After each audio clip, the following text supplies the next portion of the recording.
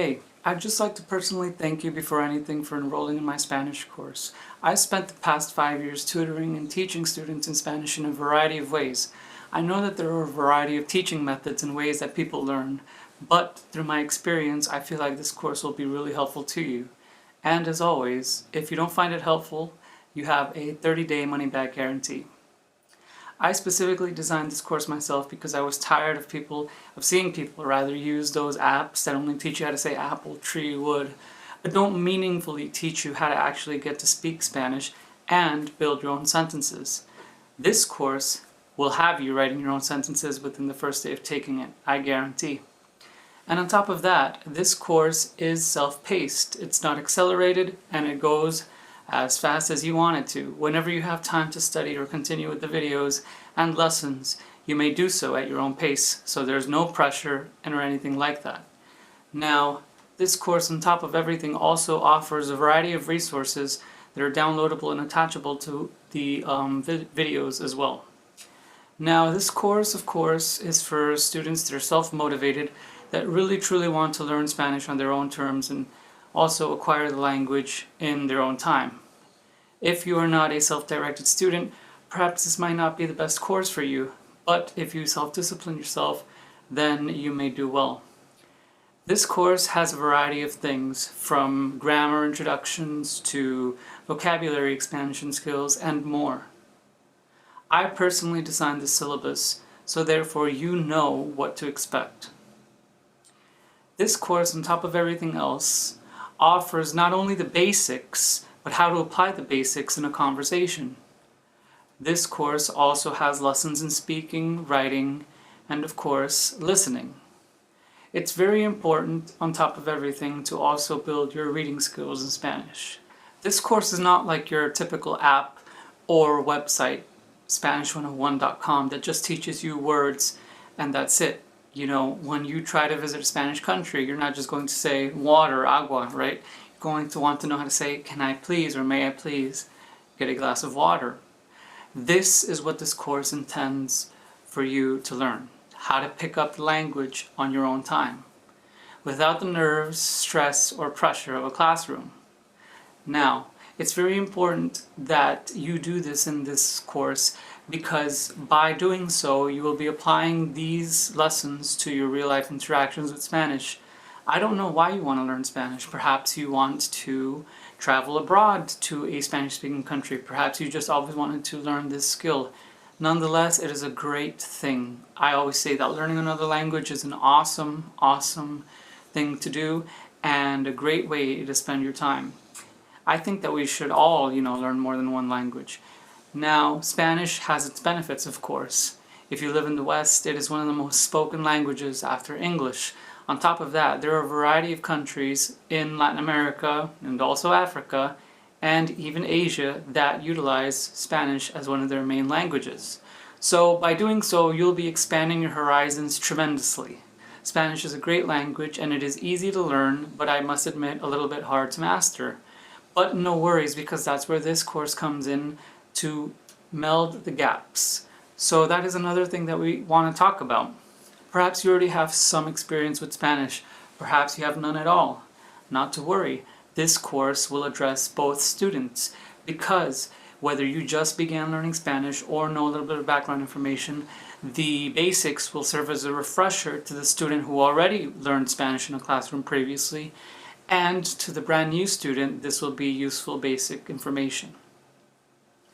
On top of everything, this course also has a more personal touch to it, as I will be also offering you some simulated conversation prompts and more, so it makes you feel like you're actually speaking to a Spanish speaker without the nerves or pressure. Of course, on top of everything else, I offer exclusive resources in this course that only students that take it can access. I truly hope that you appreciate this course and that you learn something from it. It took a while to get this all together, but I hope it truly helps you out in your adventure of learning Spanish. And as always, if you have any questions, you can personally reach me as well. So let's begin. Here you go, on your way to learning Spanish. See you in the next video.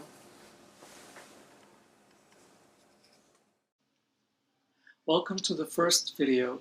In this video we will be covering some foundational Spanish elements and also important lessons on some introductory grammar. Now, Spanish is composed, just like in English, of nouns, verbs, adjectives, and so forth. These I like to call the building blocks of the language, because if you piece them together you will be able to create sentences using the language. Now, it's very important that we learn the definition of each of these before proceeding, because even if you're a little familiar with them, it's best to have this as a refresher so you remember exactly what it is you're using. Also, because as this course progresses, I will be referring to these through their names in Spanish, so I don't want you to get left behind, and so forth. So let's begin. First thing I'll talk about today in this video is the noun, which in Spanish is called a sustantivo, un sustantivo. Now, we have two types of nouns. We have common nouns and proper nouns. Common nouns refer to the things that I've mentioned previously, a person, place, or thing, but a proper noun is a particular one of these. So just know that that is the two differences between the two types of nouns. But overall, un sustantivo is a noun. Next, we have a verb. In Spanish, a verb is called un verbo. Un verbo is how it's pronounced. And a verb is a word that's used to describe an action, state, or occurrence. So remember, an action, state, or occurrence. So walking, talking, singing, things like that. That is what a verb is, un verbo. Afterwards, we have an adjective. In Spanish, an adjective is pronounced as un adjetivo. Again, un adjetivo. An adjective is a word or phrase that names an attribute or characteristic added to a grammatically related noun to describe it or modify it.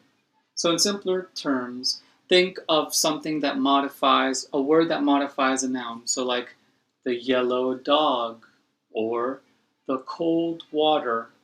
In those two examples, yellow and cold would be the adjectives because they modify the nouns dog and water. Then we have an article. In Spanish, an article is pronounced as un artículo. Un artículo. So an article is very important to Spanish because we don't really use them in a mandatory kind of manner in English as we do in Spanish. For example, if I say I play basketball, I would be considered correct in English by saying that sentence. But in Spanish, this would be wrong because it is missing the article. So what is an article?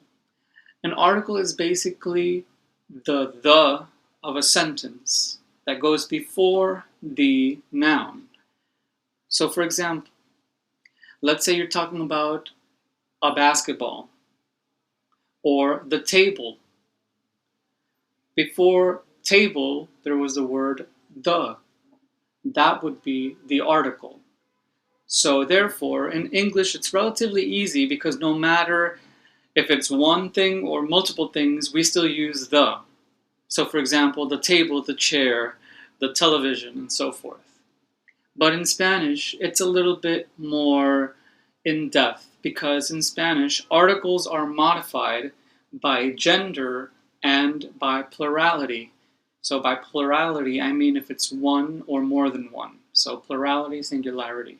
So therefore, articles change in Spanish depending on the gender and the plurality or singularity of the noun. This is very important because they must always agree whether it's masculine or feminine or singular or plural. This is very important and must happen before the noun in Spanish. So let me give you two examples of this in Spanish. Yo como la comida. Again, yo como la comida. This sentence translates to I eat the food. And let's analyze the structure a little bit. We have yo, I, como, eat, la comida. We know that comida is the noun here because it comes right after the article, which is la. And the reason why we use la A ending is because the noun is also an A ending. So what does that mean? That means that the noun is feminine. Therefore, that means that we have to use a feminine article, because nouns in Spanish are assigned by gender. So we have masculine nouns and feminine nouns. It's the way the language is written. And I know we don't have this in English, so it's a weird concept to think about. So then afterwards, in Spanish, and also in English, we have what is called the pronoun. In Spanish, the pronoun is pronounced as el pronombre. And basically, we have two types. We have the subject pronoun, which is el pronombre de sujeto, and then the object pronoun, which is pronombre de objeto. Now, let me first break this down. What is a pronoun? Un pronombre.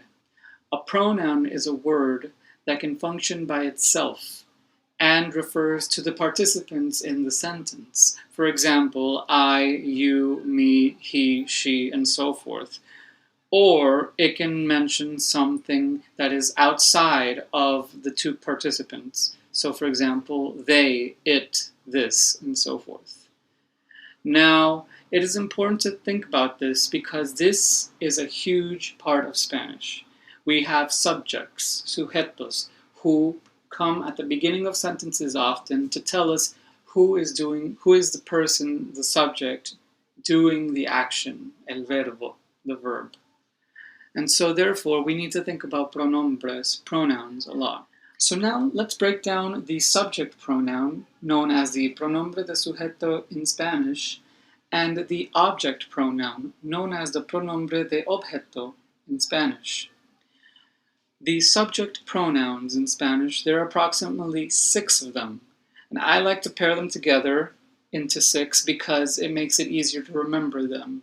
And also because they share similar conjugations, which is something we'll be talking about later. Do not worry about that word. Now, as I mentioned earlier, there are 6 different types of subject pronouns in Spanish, but in this course I will only be teaching you 5 out of the 6, because the 6th one is only used in Spain. I'm sure you've heard of it or seen it before if you've studied Spanish before, and it is the vosotros and vosotras. I do not teach that subject pronoun, but just know it is there and it is only used in Spain pretty much. So it's a regional subject pronoun. For international Spanish and Latin American Spanish, the other 5 are used. And here are the following pronombres de sujeto en español. Los 5 son, 5 are, that you'll be learning in this course. Yo, which means I. Tú, which means you.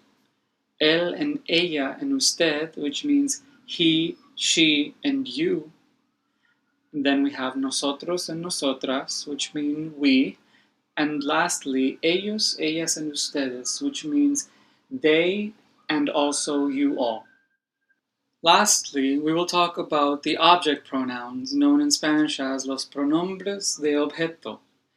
These differ from subject pronouns because, as you can already tell by the name, they do not relate to human subjects or living things, but instead refer to objects, aka non-living things. So for example, something that is like, a table or a chair, that would be an object pronoun if we are referring to it in Spanish. So here are the list of pronouns for objects in Spanish, or los pronombres de objetos en español. The list is me, te, lo, la, in the singular, and then nos, los, and las in the plural. Now there's also, of course, the Spanish os, but much like vosotros, I do not teach that or cover that in this course.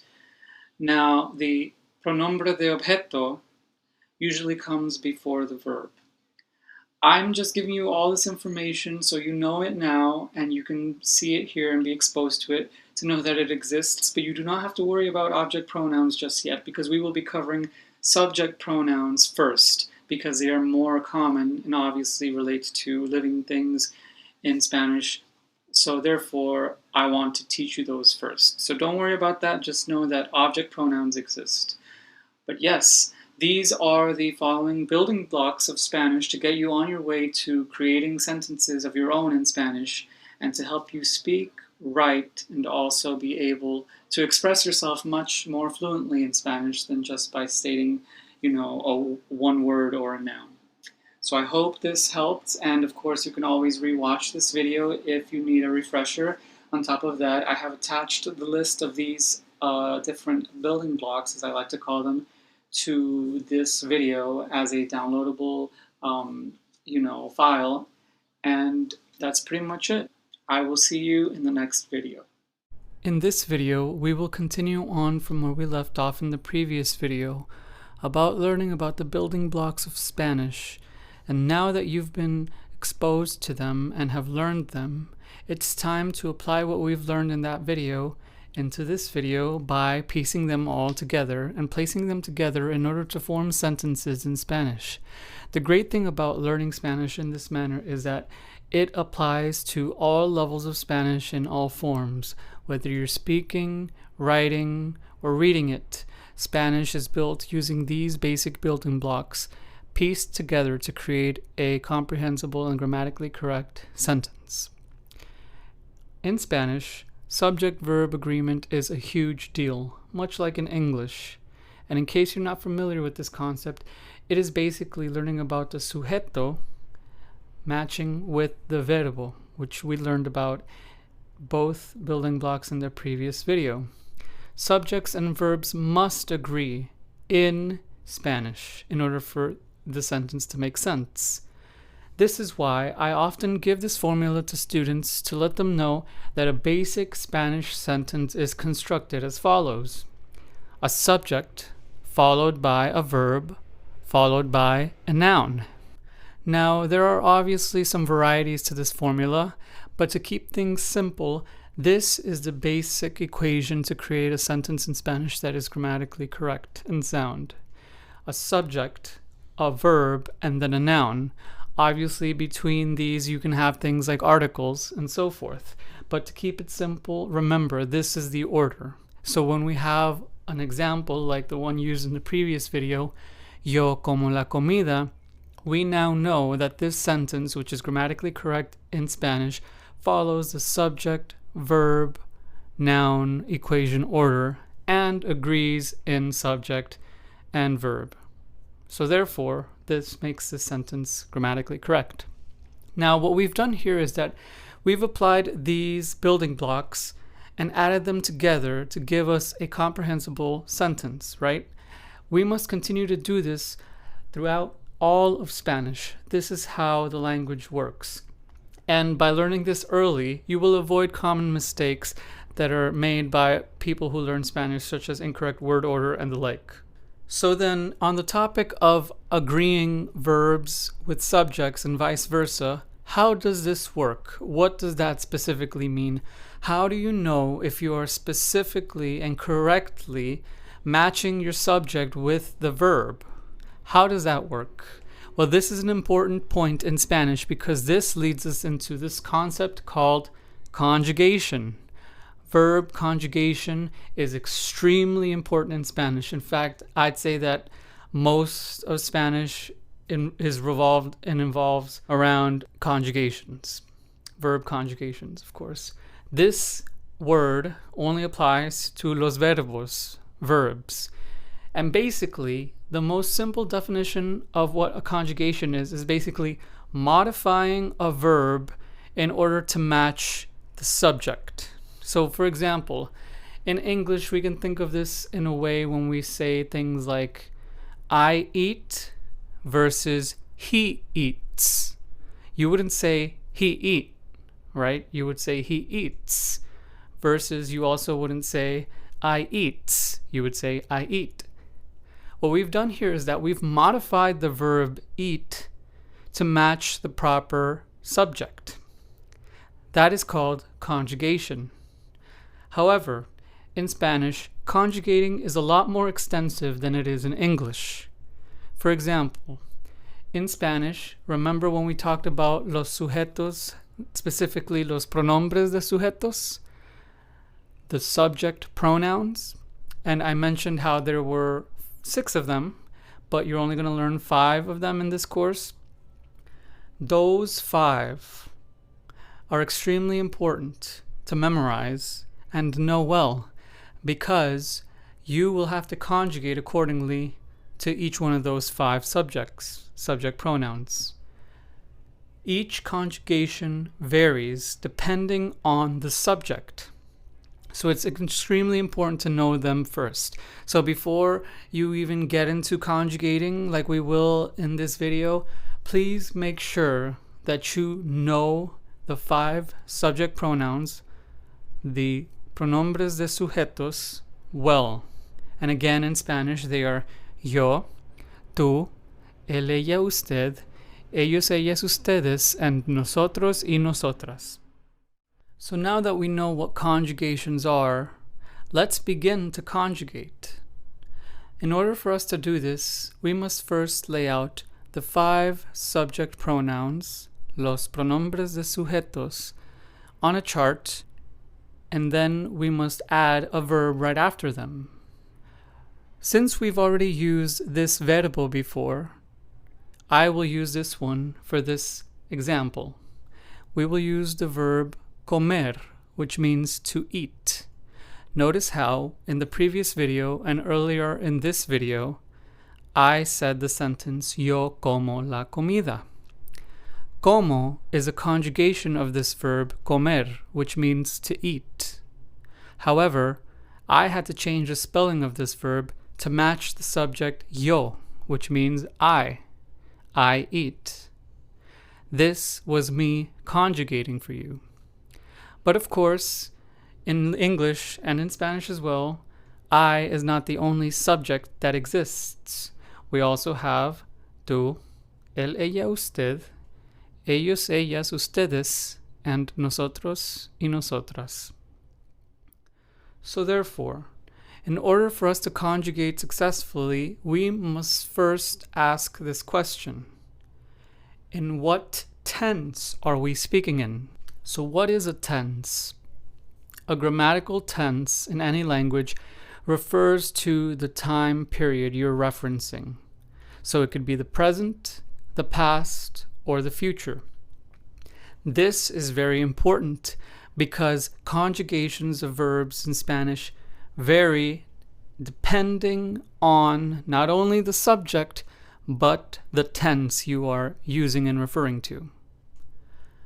With students, I like to teach the present tense first because it is the tense that is most often used, right? Most people tend to speak about what they're doing in the moment and in the present.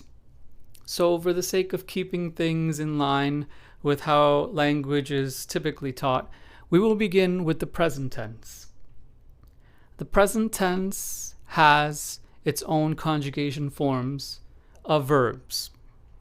Now, before we even get to that though, we must first know that in Spanish we have 3 different verb endings, and this is very important. In Spanish we have ER verbs, IR verbs, and AR verbs. These are verbs that when they aren't conjugated, you'll know because they have the endings ER, IR, or AR. This is called a non-conjugated verb. So what this would translate to in English is basically, let's take the verb comer. That would just simply mean to eat. It does not have a subject associated to it because no one is doing it. So therefore it is a non-conjugated verb, and which is why it also retains its ER ending. That is basically what a non-conjugated verb equals. So we only have 3 of these forms. Again, ER, IR, and AR. Why is this important to bring up? Because the spelling of these suffixes change depending on whether the verb is an ER, IR, or AR verb. Now you might be asking, well, John, how am I going to know what verbs are what if I have no vocabulary bank to start with? Not to worry. To this video is attached a PDF file with a list of some regular verbs to get you started in the ER, IR, and AR forms. You can conjugate these for practice in the present tense. Now, let's begin to actually conjugate. Let's take the verb comer, which I previously brought up. We've already known what the yo, I present tense conjugation is. It would be como, C-O-M-O, because we used this in the example previously. But what about tú, which means you in English? Tú would be conjugated in the present tense as comes, C-O-M-E-S. So we have yo como and tú comes. Next, we will conjugate for él, ella, and usted, which means he, she, and you. The él, ella, and usted present tense conjugation of comer is come, C-O-M-E. Now, before we move on, you might be thinking, wait, John, why are there two U's in Spanish? This brings up an important point that we can't forget, and it is also why I grouped these in this manner to help you remember. We have two different U forms in Spanish as subject pronouns. Tú is the informal and usted is the formal. Tú is used when we address people that we are close to, people our age, people that are like friends and so forth, because it is an informal regard, and so therefore you are comfortable with that person and know them well. Usted, however, is the formal you and should only be used to people you have the utmost respect for, or are higher authority, or you aren't close with, or are quite distant, or strangers and so forth. It's very important to know this because in Spanish you cannot use tú and usted interchangeably. You must use these correctly with the correct person you are addressing this to. So of course, if you are again addressing someone that you're close with, you would use tú in Spanish. If you're addressing someone that you are not close with, you would use usted. That is the difference between tú and usted, which both translate to you in English. Just remember that one is informal, tú, and the other one, usted, is formal. And then after this, we have to conjugate for the ellos, ellas, and ustedes subject pronoun. Of course, ellos, ellas, and ustedes translates to they, and then ustedes translates to you all. Now, the present tense conjugation of comer in the ellos and ellas and ustedes subject pronoun is comen, C-O-M-E-N. And lastly, we must conjugate for the nosotros, nosotras subject pronoun, which translates to we. And if you are wondering why we have nosotros and nosotras, is just because the nosotros with the os ending is for masculine, and nosotras with the as ending is feminine. So if you're addressing yourself with a group of men, you would use nosotros.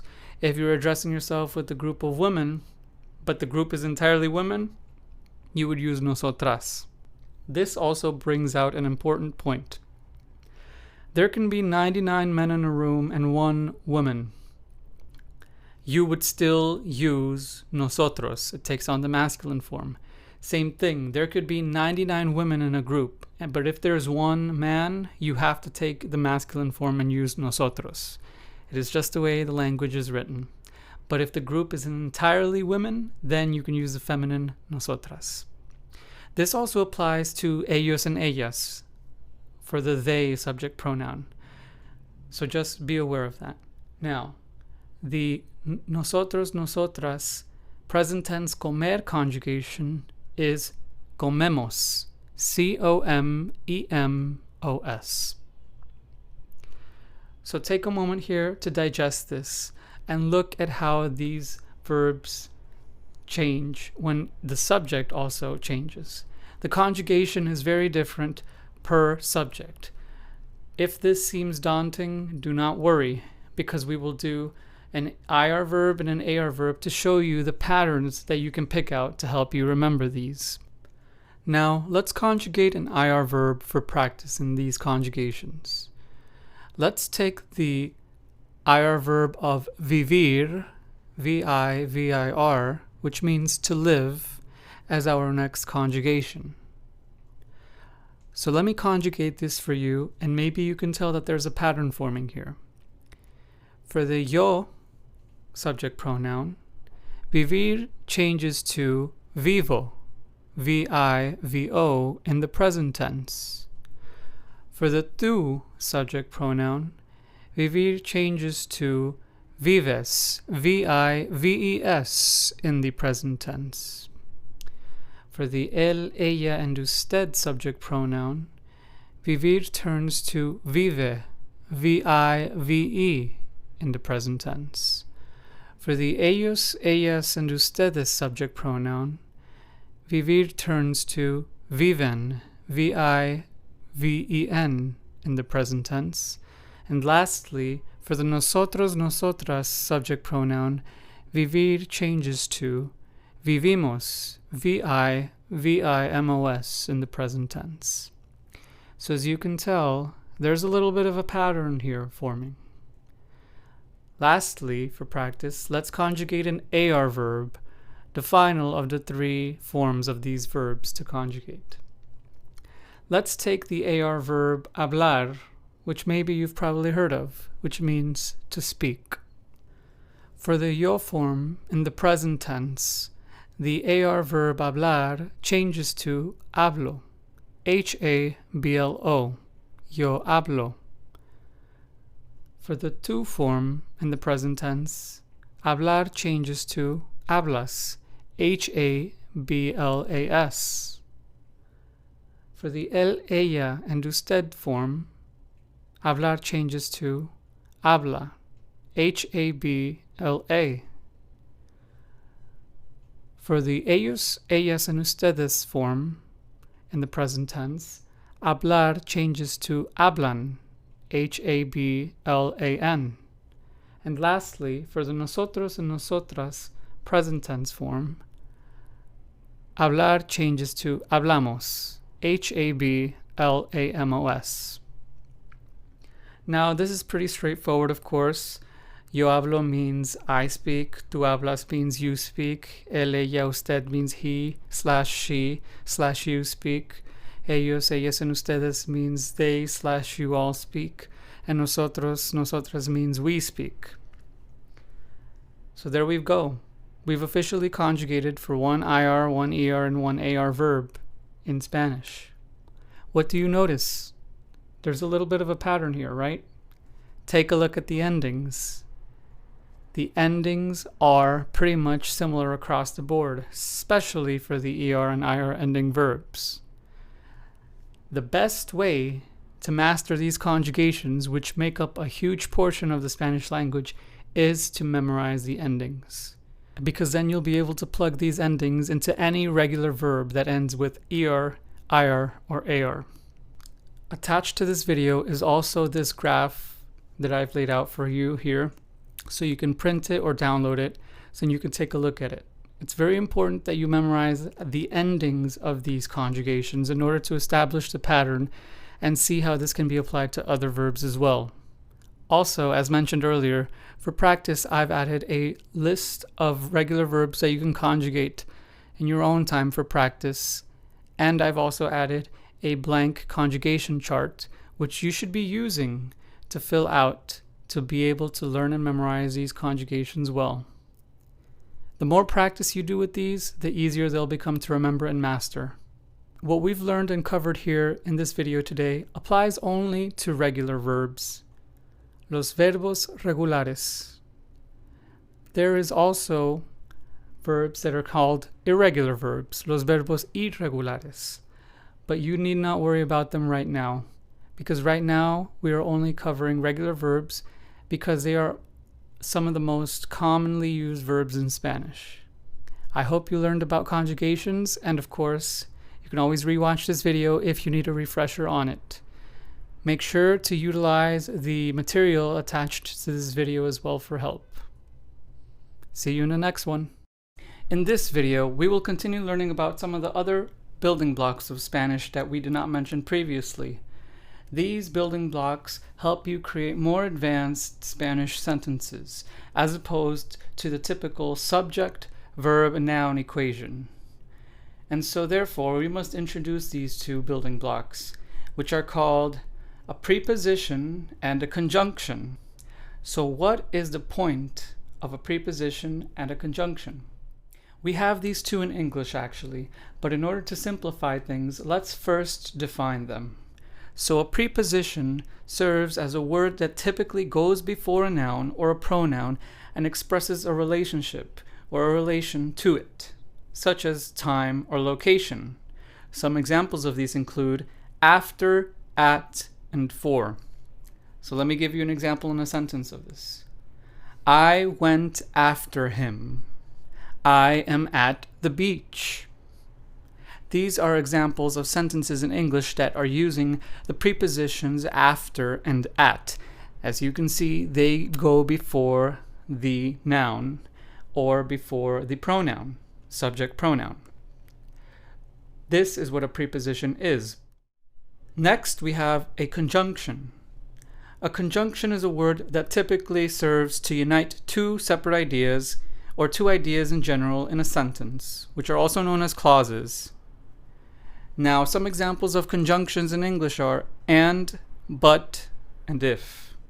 So, some example sentences in English of conjunctions in a sentence would be I want the gummies and lollipops.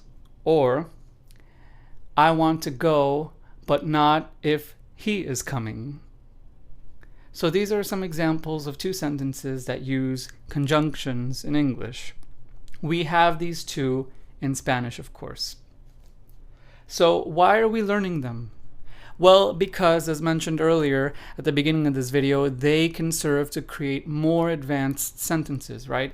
Because saying something like, I am a human versus I want to go after him.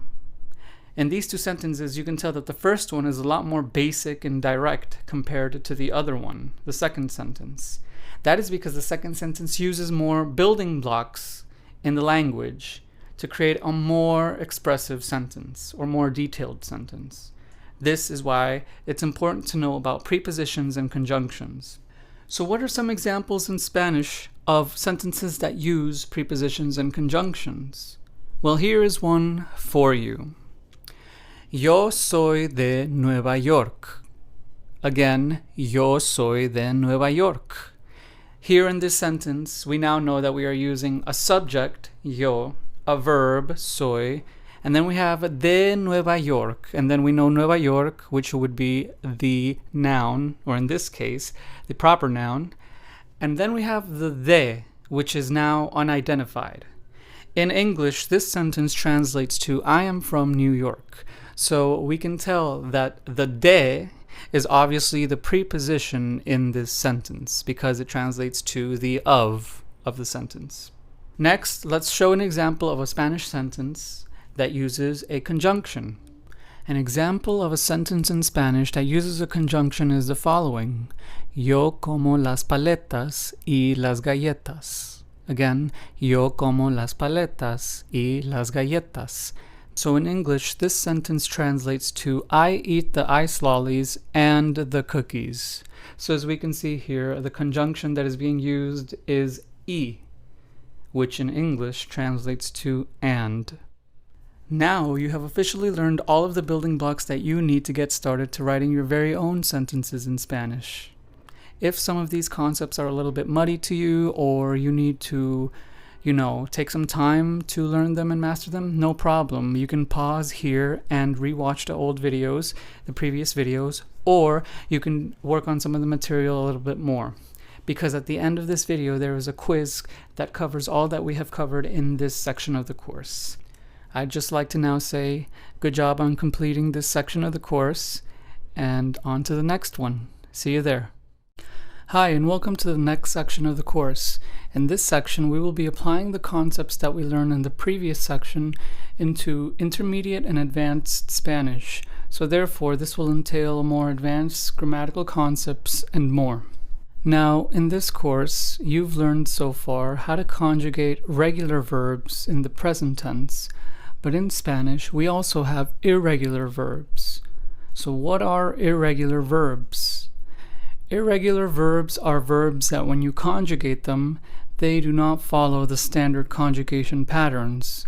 For example, we've learned in the past video that in order to conjugate regular verbs, you pretty much all you have to do is change the endings, the suffixes of the verbs, but you leave the stems, aka the first half of the verb, alone. However, in irregular verbs, this is not the case. Irregular verb conjugations are weird, which is why they are irregular, because a lot of the time they either introduce a new letter or change spelling completely once you conjugate them. This is very important to keep in mind because in Spanish, some irregular verbs are some of the most utilized verbs in the entire language. So to this video will be attached a PDF file of the 20 most used and common irregular verbs in Espanol. I would recommend memorizing these verbs, their definitions, and their conjugations in the present tense to start off with for practice. It is very important that you do this because these verbs have their own kind of wonky conjugations, and if you learn them now, they won't be as much of a surprise later on when they pop up in sentences. I do want to mention that irregular verb conjugations in Spanish do not only apply in their weird changes for the present tense, but as you'll see later on in this course, also for the other tenses in Spanish that we'll be covering. Now you might be asking, well, where do I start? If there are irregular verbs, what are some that I should be learning first? Well, this is a great question. For students, I always start by teaching them the following 6 irregular verbs: ser and estar, conocer and saber, and finally, tener and haber. Now you may be wondering why these 6 irregular verbs. Well, because these 6 are some of the most utilized verbs in the language. And so therefore, in order to create some great sentences that you'll be using in daily conversations and the like, you must know these verbs, especially ser and estar. Let's talk about these 2 verbs because they are very interesting. Ser and estar, as you can see right now, are both non-conjugated verbs, and you should know what that means by now, right? They are non-conjugated because they have the ER and AR endings, so therefore they don't have a subject to them. Now, these 2 verbs, ser and estar, both mean to be in Spanish. So you might be thinking, why would there be 2 to be's in Spanish? This is important to know the difference because even though they share a similar meaning, they're actually used in 2 different contexts. So let me explain the difference between both. Ser is used for permanent things or long-term things. So when we talk about personalities or characteristics, nationalities, or anything that has to deal with identities, that is going to be ser, to be. So an example of ser being used in English would be if I was saying something like I am American or I am from New York. Because in those 2 sentences I am describing, an identity, something that rarely changes. So when we address long-term things or permanent things that we or other people are in Spanish, then we use ser. Now when we talk about estar in Spanish, which also means to be, this more so addresses temporary things or short-term things. So this would include things like emotions, feelings, and state of beings, and temporary locations, and so forth. Conditions, basically. So, an example in English of sentences that would use the estar to be would be I am tired or you are cold. Those 2 sentences address conditions and state of beings, so therefore that is why that would be translated in Spanish to estar as opposed to ser. So hopefully that makes sense. It's important to know the distinction between both. Next pair that you should learn for irregular verbs first would be conocer versus saber. these two verbs, much like ser and estar, also mean similar things. They can be both translated to in English as to know, but they have a distinction within each other. Conocer more so means to know, as in to be familiar with. So this would include people, places, and things. So let's say an English example of this would be, I know your sister, or I know that person. That would be an example. Those two sentences would be examples of, in English, using conocer, form of to know. Now, saber, which also means to know, more so means to know like information, facts, talents, how to do something, and so forth. That is what saber, to know, is. So it's important to remember this distinction. So an example in English of a sentence that would be using the saber form of to know would be, I know how to speak Spanish, right? Because that is information right there. So therefore that would be using saber. So kind of maybe think of the difference between conocer and saber as like one knowing people and the other knowing objects. Of course, conocer being knowing people and saber knowing objects. And then lastly, the third pair of two irregular verbs that you should know are tener and haber. So these two verbs can translate to in English as to have, but they are used in very different contexts. So in Spanish, tener, to have, more so refers to the quantities or objects of things. So an English example of tener would be, I have 2 pairs of shoes. Here I am talking about a quantity of an object, so therefore that would be tener, and as opposed to haber, which also translates as to have, but this is a very different use of to have. This more so translates to as to have done something.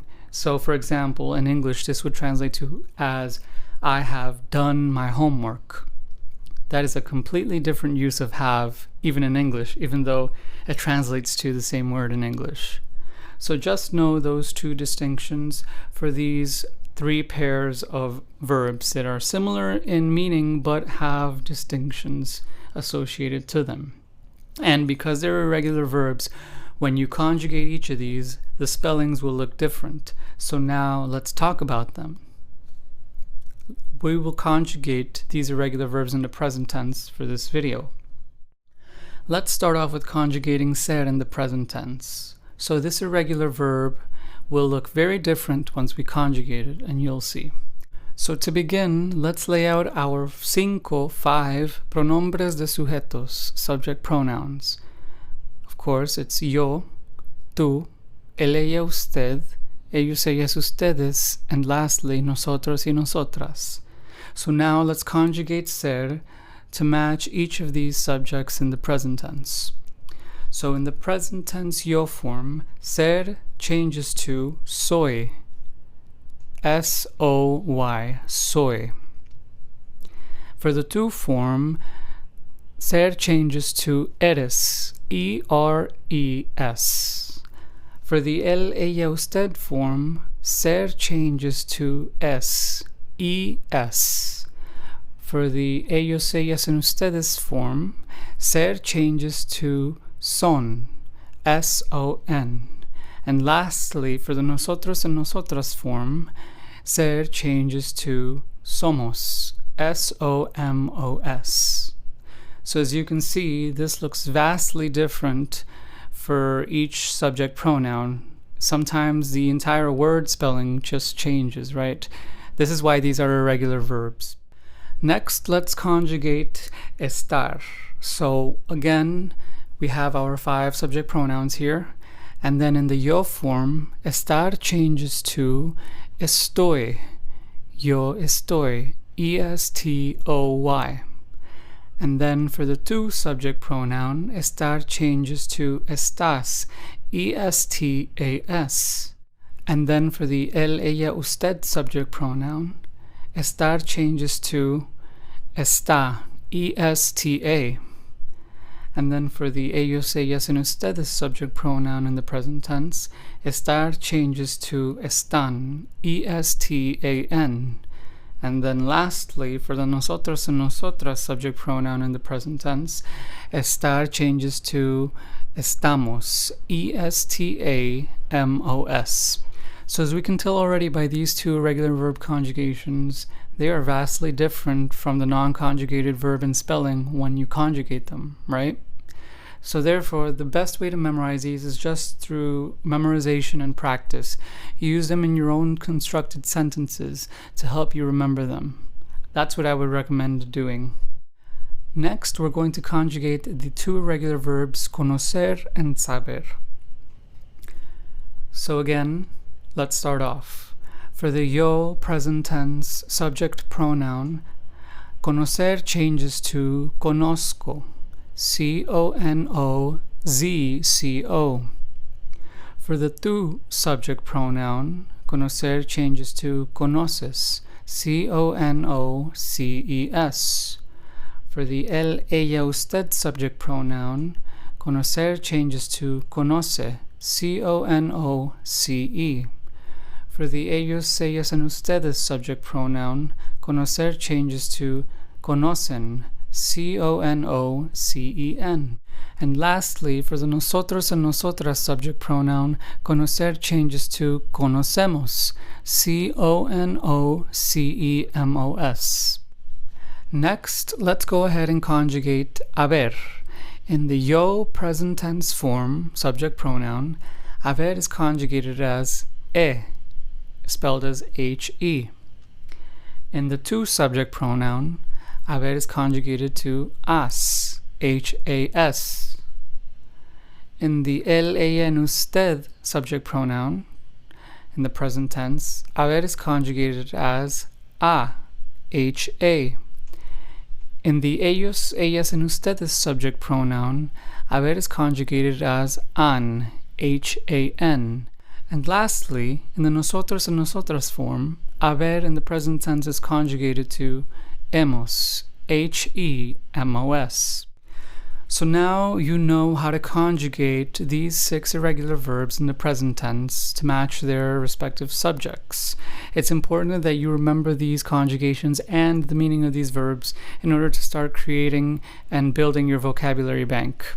By knowing and mastering these 6 irregular verbs alone, you'll be able to say and express a lot in Spanish. Now, before I conclude this video, I would like to actually say that there are, of course, more than these 6 irregular verbs in Spanish. But, of course, we can't cover them all in this video. But it is important to know that there are more than these 6. So, what are they? How do I remember them? Is there a list that I can group them together in clusters in order to help me remember them? Yes. To students, I like to cluster these irregular verbs by the rule change in order to help you remember what irregular verb changes to what. Because, of course, there are approximately 20 to 30 irregular verbs in Spanish that are very commonly used in the language. And then outside of those, there are some more that are not as used but exist. When I am trying to teach students irregular verbs, what I like to do is I like to separate them by color-coded boxes and try to fill out each box with at least 5 irregular verbs. In each of these color-coded boxes is at the top the rule change. So what are these rule changes then? So I will tell you them now for the present tense. These rule changes for irregular verbs are only in regards to the present tense. And they are as follows: E to IE, E to I, O to UE, and U to UE. So you may be wondering, well, what does this mean? What are these rules you just said? What do these 4 rules mean? What do you mean by E to IE and so forth? Well, what I mean by that is that once you conjugate them in the present tense, you will be changing the letter in the non-conjugated verb to that new form. For example, let's take E to IE as an example, right? And then let's take the irregular verb cerrar, which means to close. Now, this irregular verb in the present tense follows the e to ie rule, which means that every time I conjugate it, I'm going to have to add that new letter before the e, because again, it's e to ie. So then let's conjugate cerrar in the present tense to show you what I mean by this. So cerrar in the present tense. Yo cierro. Tú cierras. Él, ella, usted cierra. Ellos, ellas, ustedes cierran. And then lastly, nosotros cerramos. So let's take a minute here to look at this. Look at how this irregular verb conjugation introduced the letter I for nearly all of the subject pronouns once I conjugated it. This is what I mean when I say that this is an irregular verb that follows the e to ie verb rule. Now, one thing that I should mention is that often the nosotros and nosotras form doesn't follow this rule. So as you can see here, for example, there is no I before the E in the nosotros, nosotras conjugation of cerrar, right? It's cerramos. So that is often shared across the board by these irregular verbs, as in the nosotros and nosotras subject pronoun doesn't follow the rule. But it's still helpful to group these into clusters because, as you can see, 4 out of the 5 subject pronouns followed that rule. So attached to this video is a downloadable PDF file that has a color-coded list of boxes, 4 of them actually, that have these present tense irregular verb rules. And within each color-coded box is a list of 5 or more verbs to help you get started in knowing which irregular verbs follow these rules in the present tense, to help you build your vocabulary bank and so forth. Alright, that's pretty much it for conjugating irregular verbs in the present tense. I'll see you in the next video. In this video, we will be talking about the different type of pronouns in Spanish, los pronombres. We briefly talked before about the indirect and direct object pronouns. Well, we mentioned them rather, but in this video we will address them head on. We will also address reflexive pronouns in Spanish. All 3 of these pronouns, pronombres, are very important to the language and will help you construct more advanced and expressive sentences in Spanish as well. So let's start off by defining a reflexive pronoun. What is a reflexive pronoun? Well, a reflexive pronoun is just a pronoun that is placed in front of the verb or before the verb. So you might be now asking, what are they used for? What are some examples of these? So reflexives are only used to address people in Spanish. So when we're talking about people, we use reflexives. And the list of reflexives is me, te, nos, and se. Now, we need to associate these reflexives to their respective subject pronoun. So let's go ahead and do that now. So for yo, the reflexive is me. For tú, the reflexive is te. For él, ella, and usted, the reflexive is se. For ellos, ellas, and ustedes, the reflexive is se again. And then lastly, for nosotros and nosotras, the reflexive is nos. So what do I mean by, attaching these subject pronouns to their designated reflexives and vice versa? So what I mean by that is that these reflexives are usually associated with the subject pronouns that I just mentioned. So when you think of, like, for example, me or te, you should know that the subject that is associated to that reflexive is yo and tú. So what is the purpose or use of these reflexives? Why are they necessary? Reflexives are interesting because they are one of the few instances in Spanish that allow us to add a word in between the subject and the verb, el sujeto y el verbo. Now, this is important to note because, as we know from what we learned in the previous section, the most basic equation for a sentence in Spanish is subject, verb, noun, right? We know that now. But reflexive allow us to alter this a little bit. So it goes from that equation, subject, verb, noun, to subject, reflexive, verb, noun. So now let's take an example sentence in Spanish of one that uses a reflexive. So let's take the sentence, yo me como la comida. So some of these words in the sentence might look familiar to you. Yo me como la comida. What does this translate to in English? This translates to I eat the food. So now you may be wondering, why can't I just say yo como la comida? Why do I have to say the me if it's going to translate to I eat the food? Well, this is an interesting point and a good question. The thing is, though, that both of these are grammatically correct. Yo me como la comida and yo como la comida. But the first sentence is a little bit more advanced grammar-wise because the reflexive me is in between the subject yo and the verb como in the present tense. So does this alter the definition of the sentence or the translation? Not necessarily, though in some cases yes, but for this example it does not. And basically what it does in this example is that it basically reinforces who did what. Think of it like this. Without reflexives or indirect and direct object pronouns, it would be a lot harder to tell who the subject did the action towards, right? So, for example, if I say, I eat the food, I could say, I eat the food myself, or I eat the food for her or him, even though it's kind of a weird example.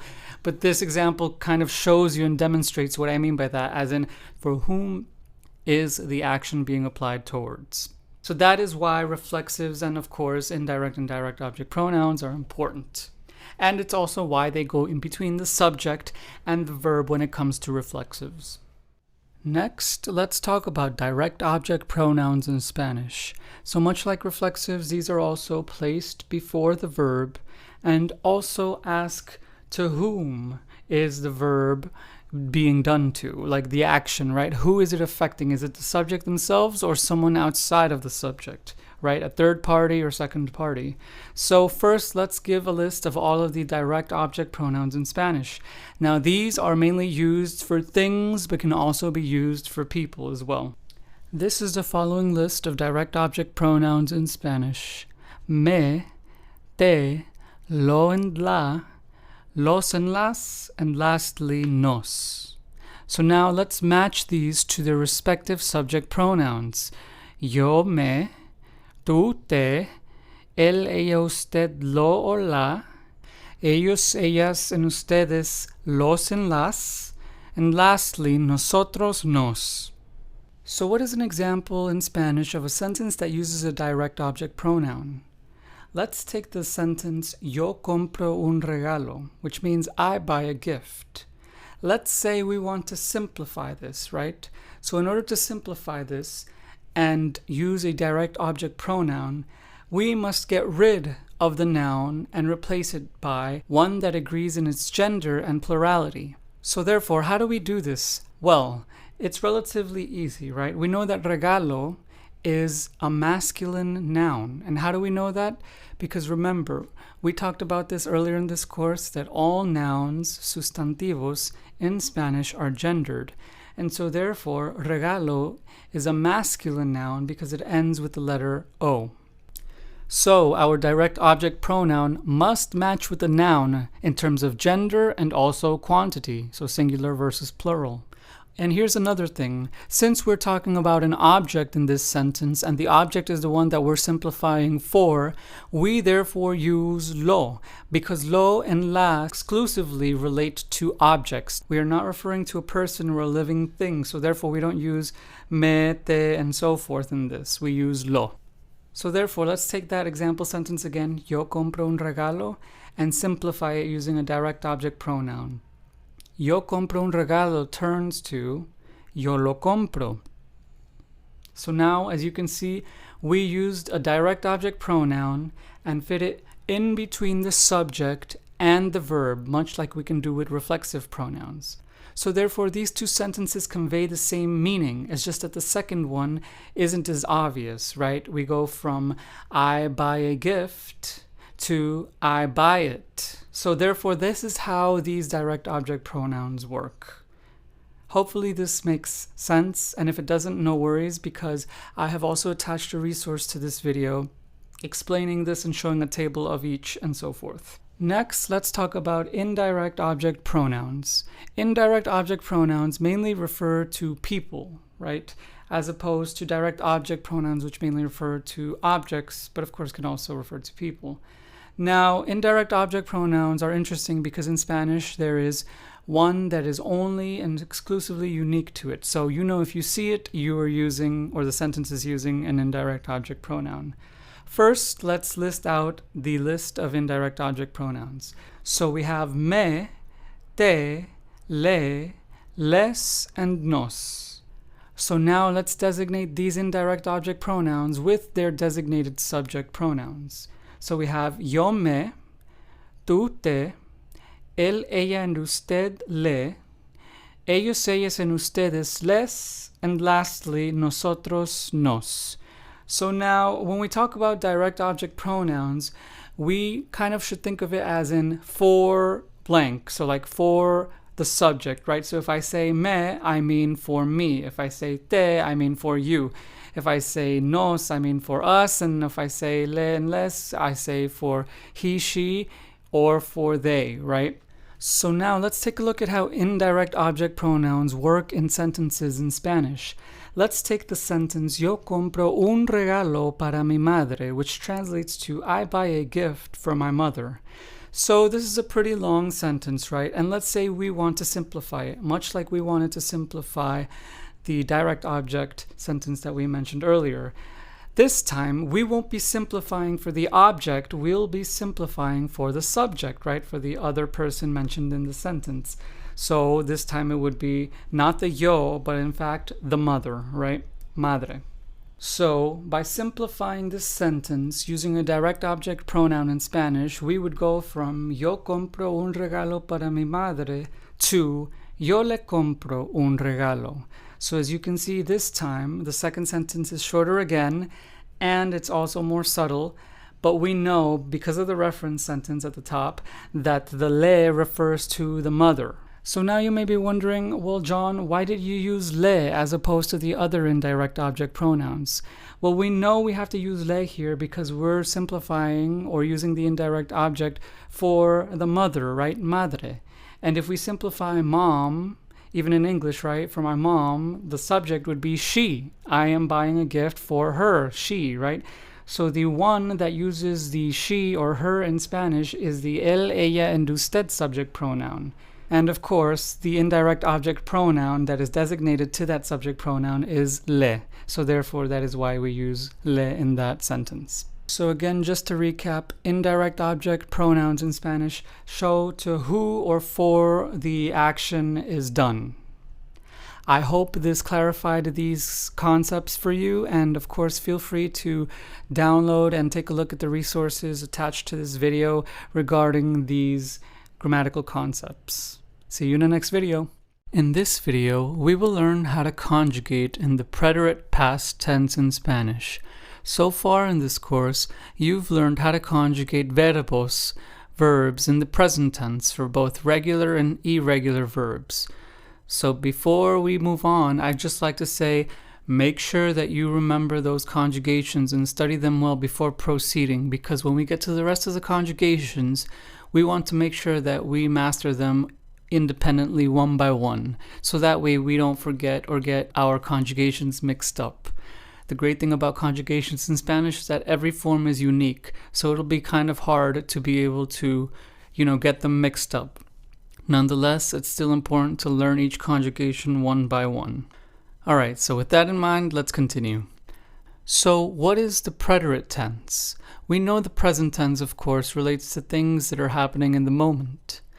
But interestingly enough, we have the preterite tense, which is one of the two past tense tenses in Spanish. This is interesting because in English, we pretty much have one universal past tense, right? Like the difference between I walk versus I walked, right? We have, of course, the present tense sentence I walk at the top and then the past tense I walked at the bottom. However, in Spanish, we have two past tenses. The preterite tense is the first that we will be covering in this course. The other is called the imperfect tense, which we will be talking about later. So the preterite tense, this is the past tense in Spanish that refers to actions that only happen once in the past. So a non-repeated action is an action in the Spanish language that would be using the preterite past tense. This is why this tense is called preterite past, to emphasize the fact that this is one of the two past tenses in the Spanish language. So yes, the preterite tense refers to things that happened once in the past, things that won't happen again, or things that had a start and an end in the past. So again, just to recap that definition, the preterite past tense only refers to verbs that happened once in the past that did not repeat. So what is an example of a sentence in Spanish that would be using the preterite past tense? Here is one to start off with. I went to Spain last summer.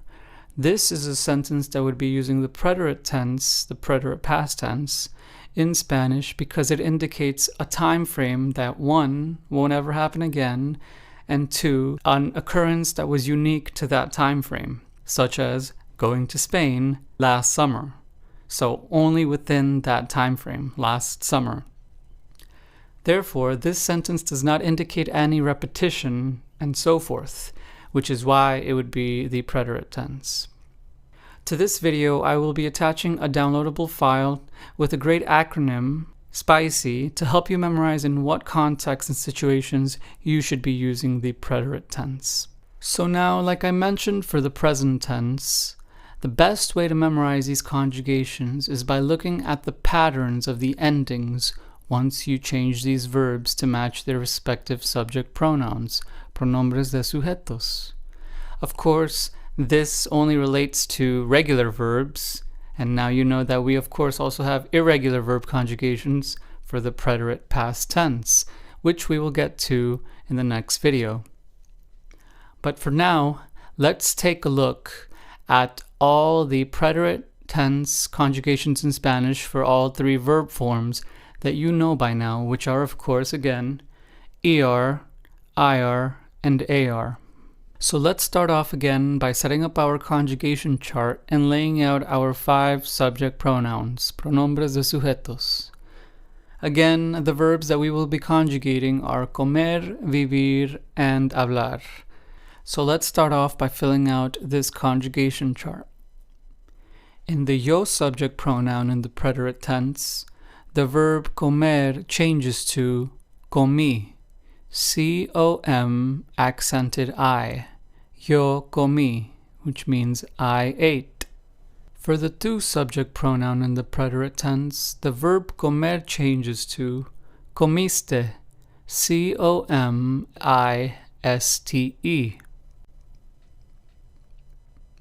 For the él, ella, and usted subject pronoun in the preterite tense, comer changes to comió, C-O-M-I accented O.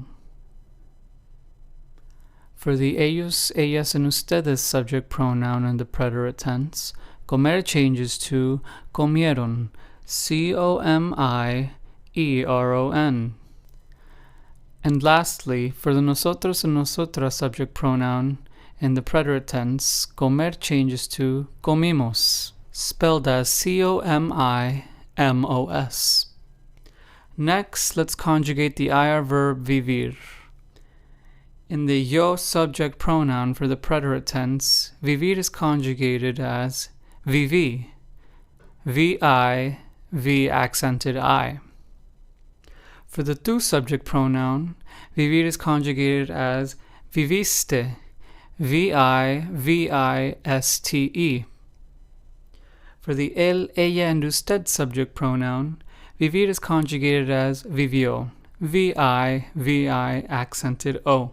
For the ellos, ellas, and ustedes subject pronoun, vivir is conjugated to vivieron, V-I, V-I-E-R-O-N. And for the nosotros and nosotras subject pronoun, vivir in the preterite tense is conjugated to vivimos, V-I-V-I-M-O-S. Next, let's conjugate the AR verb hablar. For the yo subject pronoun in the preterite tense, hablar is conjugated to hablé, H-A-B-L accented E. For the to subject pronoun in the preterite tense, hablar is conjugated to hablaste, H-A-B-L-A-S-T-E. For the él, ella, and usted subject pronoun in the preterite tense, hablar is conjugated to habló, H-A-B-L accented O. For the ellos, ellas, and ustedes subject pronoun, hablar is conjugated to hablaron, H-A-B-L-A-R-O-N. And lastly, for the nosotros and nosotras subject pronoun in the preterite tense, hablar is conjugated to hablamos, H-A-B-L-A-M-O-S. So now here you have laid out for you the filled out conjugation chart for all three verb forms in Spanish. This will also be attached as a downloadable PDF file for you to take a look at in your own time. And on top of that, I will be giving you a list of, again, 3 verbs that you can do in your own time to fill out. You now have learned how to conjugate regular verbs in the preterite past tense, also known as el pretérito. In the next video, we will learn how to conjugate irregular verbs in the preterite past tense. Welcome to the next video. You have learned how to conjugate regular verbs in the preterite tense. So now, of course, it's time to learn how to conjugate irregular verbs in the preterite tense. Verbos irregulares en el pretérito. Much like we learned how to conjugate irregular verbs in the present tense earlier in this course, you'll see that conjugating irregular verbs in the preterite tense is similar in the fact that in order to conjugate these irregular verbs, you must group them into clusters in order to help you memorize each one of their conjugation differences. Because, of course, these verbs are all irregular because their conjugation patterns are so unique. I just want to mention that, of course, conjugating irregular verbs in the preterite tense, much like the present tense, there is only a limited amount of verbs that you should know, of course. There are about 20 to 30 very commonly used irregular verbs in the preterite tense. And these verbs will be in a file that you will be able to download, so you can therefore see them all listed out and how they are conjugated.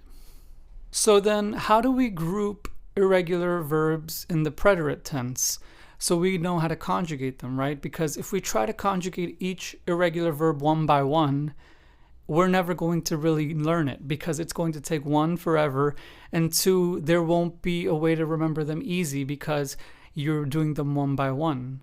The best way to learn conjugations and verbs in Spanish is to always look at the patterns and group them through those patterns. So much like we learned about the ida, ie, oda, ue, and so forth rules for conjugating present tense irregular verbs, we will soon see that we have to also conjugate verbs in the preterite tense that are irregular in a similar fashion. So in order to group irregular verbs in the preterite tense correctly, let's go ahead and start building our list of irregular verbs in the preterite tense. So the irregular verbs in the preterite tense that we will be talking about are as follows: ser, estar, dar, ir, jugar, hacer, haber, tener, poner, poder, conocer, saber, querer, decir, sentir, and andar. So some of these verbs we have seen earlier in this course, right? These irregular verbs have appeared before, for instance, tener and haber. And as you can see right now, I've listed the definition or translation of each of these verbs in English, so you know what each verb means. But right now, we're not so focused on the definition. We're more focused on how do we conjugate them. Of course, knowing what each of these verbs means is very important, but this video also focuses on how to conjugate them. So the way I'll be teaching you how to conjugate these irregular verbs in the preterite tense is a bit unique, because I have my own unique groups or clusters to help you memorize these. So let's first start off with the 2 irregular verbs, ser and ir. We know that ser means to be, long-term or permanent, so when we talk about identities and characteristics and so forth. And ir means to go. So these 2 verbs that are irregular, interestingly enough, in the preterite tense, have the exact same conjugation. So we'll put them in a red box together, ser and ir. And so now you may be wondering, well, what is the conjugation that they share in the preterite tense? So the conjugation is as follows. Yo fui, tú fuiste, él, ella, and usted fue, ellos, ellas, and ustedes fueron, and lastly, nosotros fuimos. So this is the shared conjugation between the two irregular verbs ser and ir in the preterite tense in Spanish, el pretérito. So then you may be wondering, well then John, how am I going to know when each of these verbs is used? Well, again, that just depends on the sentence, right? The context. We can either be talking about I am from New York or I go to the mall, right? That's how you would know whether you're using ser fui or ir fui. All right, so we have our first cluster there set up. Now let's move on to the next one that is very common for irregular verbs in the preterite tense. We have our UV cluster. So what this means is that when you conjugate these irregular verbs in the preterite tense, they go from whatever ending they are to UV. Here are three for this cluster: estar, tener, and andar. So now I'm going to conjugate 2 out of the 3 here so you can see how this works. And then the third one, I'll let you conjugate on your own time for practice. It'll be almost the same, just with minor spelling changes. Let's first conjugate estar, which we know means to be temporary. So more so conditions, feelings, emotions, and the like. The conjugation goes as follows.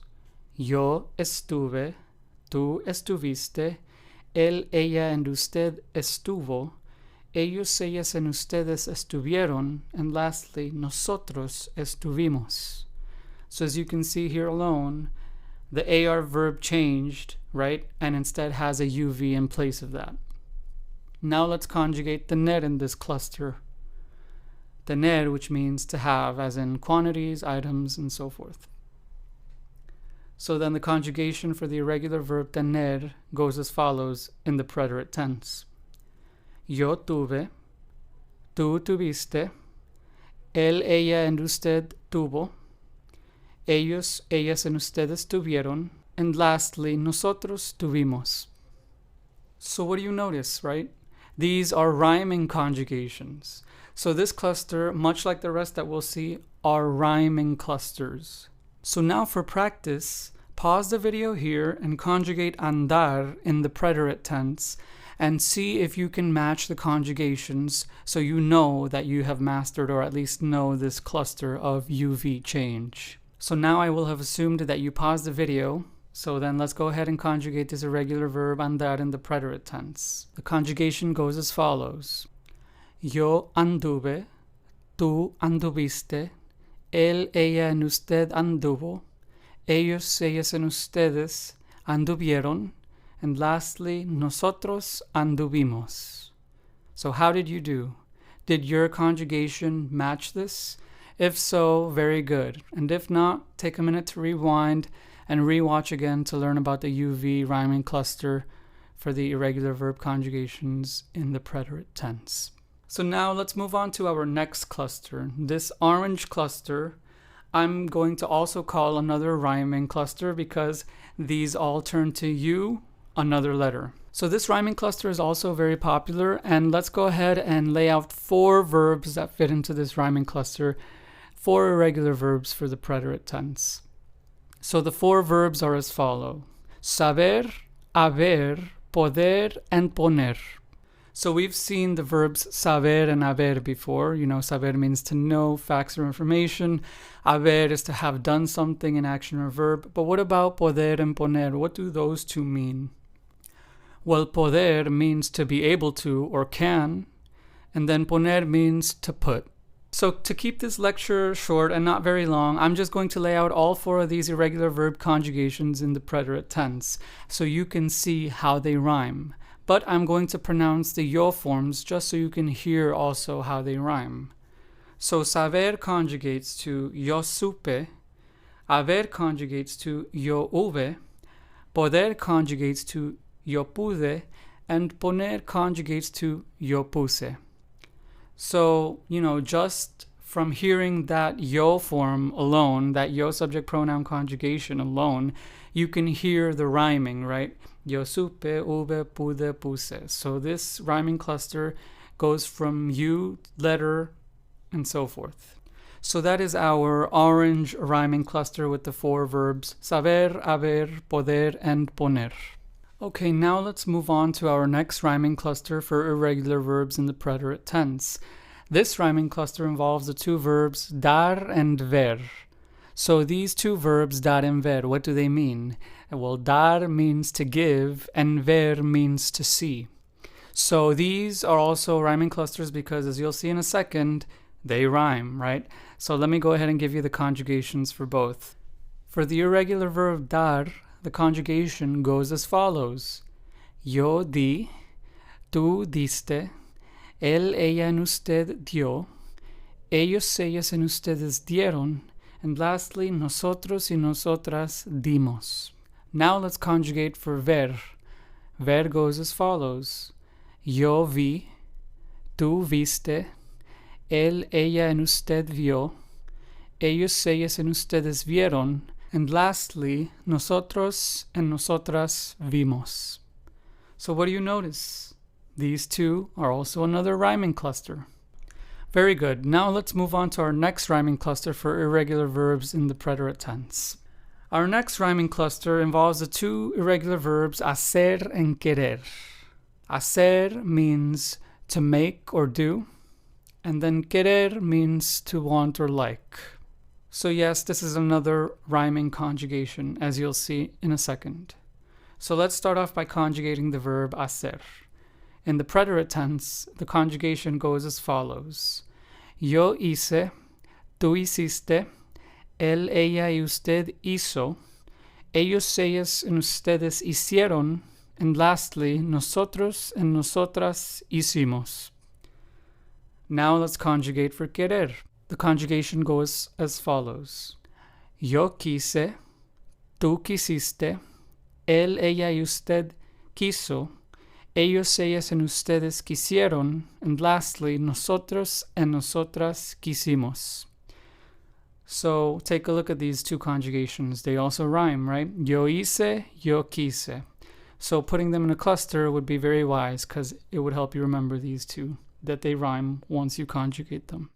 So there we go. We've officially just knocked out 13 irregular verbs in the preterite tense and their conjugations just by clustering them and grouping them together into rhyming clusters. Make sure you follow these and remember these clusters because they will help you tremendously in recalling how each irregular verb conjugates in the preterite tense. Now, does this mean that these 13 irregular verbs are the end-all be-all? No, of course not. But these 13 alone will help you get started and, let you be able to write or say a lot of different things in Spanish. Because from this list alone that we, mentioned earlier in this video, we still have more irregular verbs that we didn't cover, like jugar, decir, and sentir, right? But unfortunately, these irregular verbs in the preterite tense just have unique conjugations that are unique to themselves. So we can't really add them to clusters because they wouldn't fit. But nonetheless, I will add them anyway and their conjugations so you can take a look at what they change to. So now you have just learned how to conjugate irregular verbs in the preterite tense. I will be adding a chart that's color-coded with these clusters as a file to this video. I hope it helps. See you in the next video. Welcome back.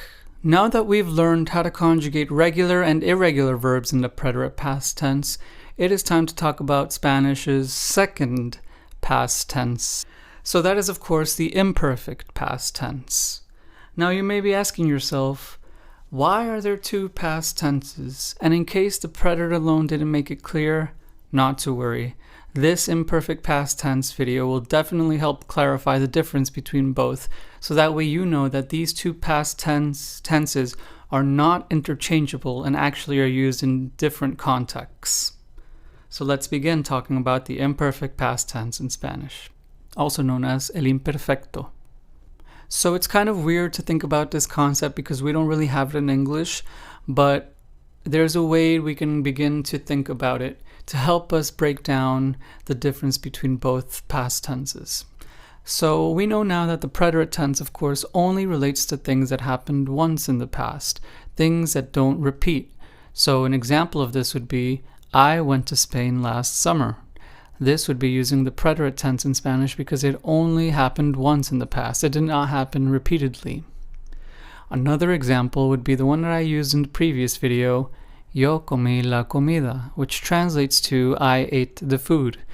As you can see in this sentence, there is no indication of repetition, so therefore the implication is that it only happened once in the past. But now, let's move on to the imperfect tense. What makes it different from the preterite tense, knowing this? Well, of course, as you probably assume by now, the imperfect tense is used for verbs or actions that happened repeatedly in the past. Let's take the sentence, I used to go to that school for 3 years, and then bring back our preterite sentence, I went to Spain last summer. What do you notice about these two sentences? Well, the first sentence, which is our imperfect sentence, has a repetition in it. I used to. So this implies repetition in the past, right? If you used to do something, it implies that you did it more than once. So therefore, this is why in Spanish this sentence would use the imperfecto past tense, whereas the second sentence would use the preterito past tense, because it indicates a time frame that only happened in the past once within it. These two sentences are basically the crux that show us the difference between the imperfect and the preterite tense in Spanish. So now you know. Anytime that we talk about a repeated action rather, in the past, we use the imperfect tense. This is why there are two past tenses in Spanish.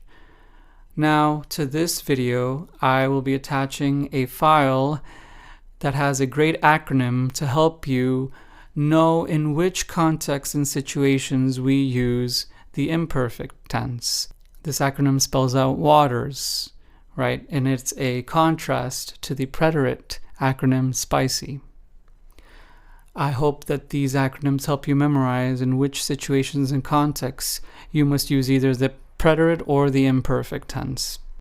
Now, just as a reminder, of course, remember these two tenses only refer to the past. So yes, even though the imperfect tense does reference something that happened repeatedly, it still happened in the past. So just be aware of that. So now with all of this out of the way, let's begin to conjugate in the imperfect tense. As always, let's lay out our 5 pronombres de sujetos, 5 subject pronouns, in our conjugation chart. And as usual, we will be conjugating for each verb form in Spanish with our 3 regular verbs comer, vivir, and hablar. Also, I wanted to mention one thing before we get started conjugating. You'll notice that much like the other tenses we've covered so far, there will be a pattern forming. So just be aware of that, because for this tense, the pattern is really, really strong and obvious. So let's begin. For the yo subject pronoun in the imperfect tense, the verb comer changes to comía, C-O-M, accented I-A. For the tu subject pronoun in the imperfect tense, the verb comer changes to comías, C-O-M, accented I-A-S. For the él, ella, and usted subject pronouns in the imperfect tense, the verb comer changes to comía, C-O-M, accented I-A, same thing as the yo form.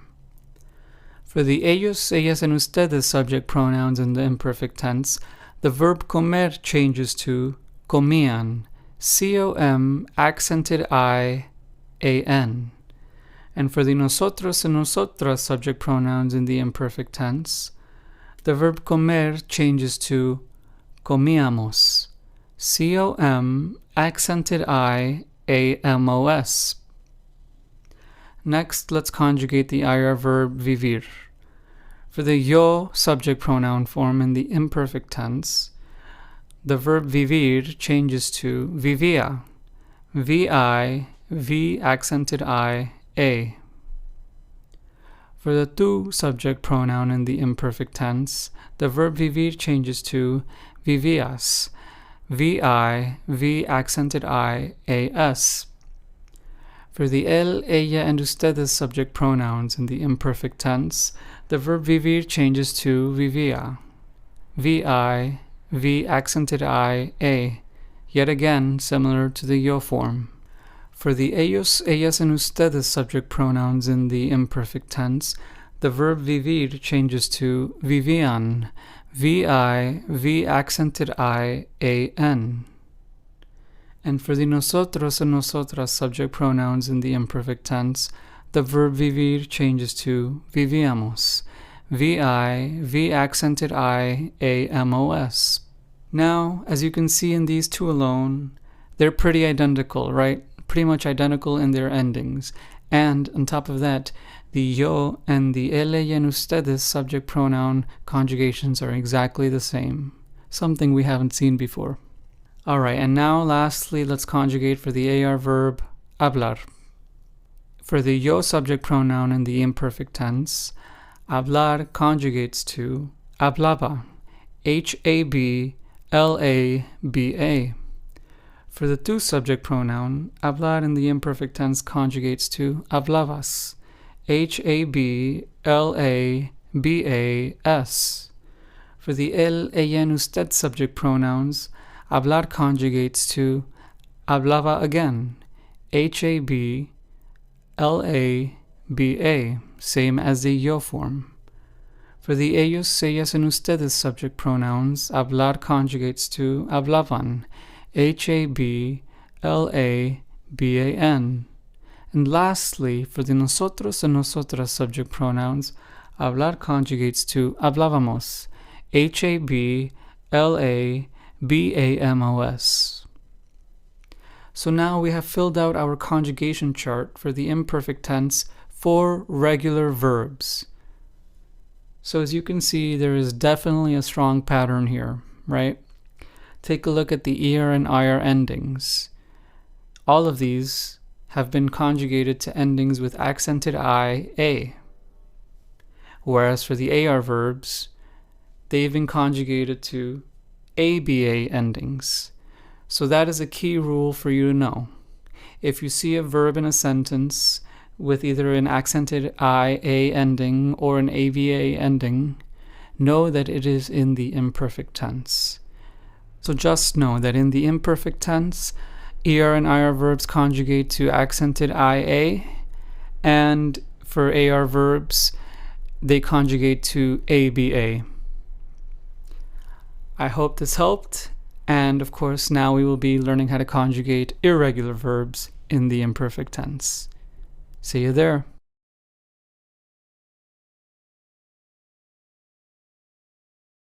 Now that we've learned how to conjugate regular verbs in the imperfect tense and all about the imperfect tense in Spanish in general, el imperfecto, it's time to learn how to conjugate irregular verbs in the imperfect tense, verbos irregulares en el imperfecto in Spanish. So the great thing about irregular verbs in the imperfect tense in Spanish is that there are only 3. So unlike the preterite irregular and the present tense irregular verbs, there isn't a long list for you to memorize. There are only 3. And the following 3 irregular verbs in the imperfect tense are these: ser, ir, and ver. Now, we've of course seen all of these 3 before, but let's just go ahead and quickly, define them. Ser means to be, long term. Ir means to go. And ver means to see. So again, these 3 verbs are irregular in the imperfect tense, these 3 alone, and so therefore memorizing these shouldn't be that hard. So with that in mind then, let's go ahead and begin conjugating them. Let's begin with ser. So for the yo subject pronoun in the imperfect tense, ser conjugates to era, E-R-A. For the tu subject pronoun in the imperfect tense, ser conjugates to eras, E-R-A-S. For the él, ella, and usted subject pronoun in the imperfect tense, ser conjugates to era again, E-R-A. For the ellos, ellas, and ustedes subject pronoun in the imperfect tense, Ser conjugates to eran, E-R-A-N. And lastly, for the nosotros and nosotras subject pronoun in the imperfect tense, ser conjugates to éramos, accented E-R-A-M-O-S. So as we can see, this is very irregular because the spelling of this conjugation all throughout is vastly different for the non-conjugated form ser. So now let's move on to the irregular verb ir. For the yo subject pronoun in the imperfect tense, ir conjugates to iba, I-B-A. For the tu subject pronoun in the imperfect tense, ir conjugates to ibas, I-B-A-S. For the él, ella, and usted subject pronoun in the imperfect tense, ir conjugates to iba again, I-B-A. For the ellos, ellas, and ustedes subject pronoun in the imperfect tense, ir conjugates to iban, I-B-A-N. And lastly, for the nosotros and nosotras subject pronoun in the imperfect tense, ir conjugates to íbamos, accented I-B-A-M-O-S. So again, another irregular, right? Because we introduce a new letter in the conjugation compared to the non-conjugated form. All right, and lastly, now let's conjugate for the irregular verb ver in the imperfect tense. For the yo subject pronoun in the imperfect tense, ver conjugates to veía, V-E accented I-A. For the tu subject pronoun in the imperfect tense, ver conjugates to veías, V-E accented I-A-S. For the él, ella, and usted subject pronoun in the imperfect tense, ver conjugates to veía yet again, so V-E accented I-A. For the ellos, ellas, and ustedes subject pronoun in the imperfect tense, ver conjugates to veían, V-E accented I-A-N. And lastly, for the nosotros and nosotras subject pronoun in the imperfect tense, ver conjugates to veíamos, V-E accented I-A-M-O-S. So there we go. We've officially conjugated all three irregular verbs in the imperfect tense in Spanish. In the next video, we will be learning about how to conjugate verbs in the future tense in Spanish. See you there.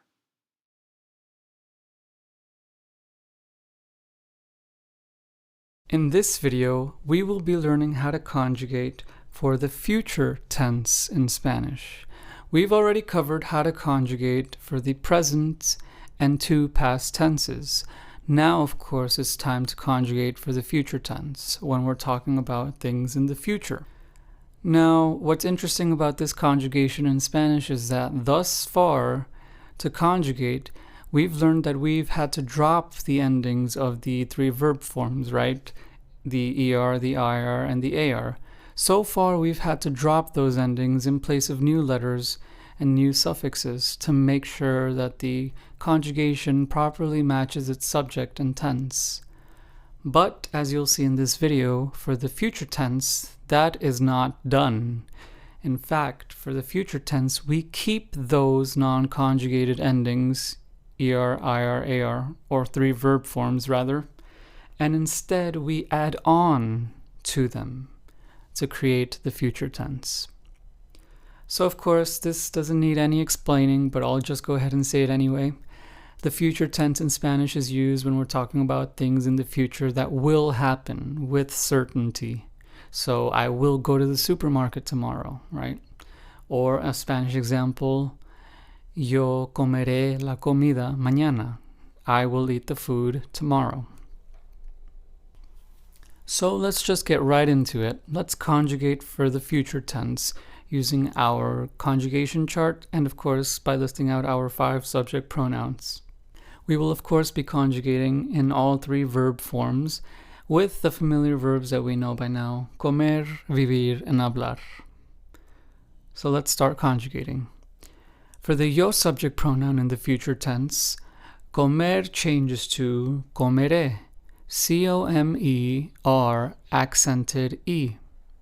For the tu subject pronoun in the future tense, comer changes to comerás, C-O-M-E-R accented A-S. For the él, ella, and usted subject pronouns in the future tense, Comer changes to comerá. C-O-M-E-R accented A. For the ellos, ellas, and ustedes subject pronouns in the future tense, comer changes to comerán. C-O-M-E-R accented A-N. For the nosotros and nosotras subject pronouns in the future tense, comer changes to comeremos. C-O-M-E-R-E-M-O-S. Next, let's conjugate for vivir. In the yo subject pronoun for the future tense, vivir changes to viviré. V-I-V-I-R accented E. For the tu subject pronoun in the future tense, vivir changes to vivirás. V-I-V-I-R accented A-S. For the él, ella, and usted subject pronouns in the future tense, vivir conjugates to vivirá. V-I-V-I-R accented A. For the ellos, ellas, and ustedes subject pronouns in the future tense, vivir conjugates to vivirán. V-I-V-I-R accented A-N. And for the nosotros and nosotras subject pronouns in the future tense, vivir conjugates to viviremos. V-I-V-I-R accented E-M-O-S. Lastly, let's conjugate for hablar. Hablar in the future tense for the yo subject pronoun conjugates to hablaré. H-A-B-L-A-R accented E. For the tu subject pronoun in the future tense, hablar conjugates to hablarás. H-A-B-L-A-R accented A-S. For the él, ella, and usted subject pronouns in the future tense, hablar conjugates to hablará. H-A-B-L-A-R accented A. For the ellos, ellas, and ustedes subject pronouns in the future tense, hablar conjugates to hablarán. H-A-B-L-A-R accented A-N. And lastly, for the nosotros and nosotras subject pronouns in the future tense, hablar conjugates to hablaremos. H-A-B-L-A-R accented E-M-O-S. So now you have learned how to conjugate regular verbs in the future tense. I hope this helped. See you in the next video in which we will learn how to conjugate irregular verbs in the future tense. It is pretty straightforward.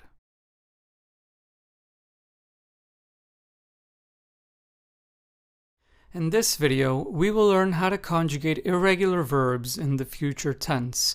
In the previous video, we learned all about the future tense and how to conjugate regular verbs in Spanish, right?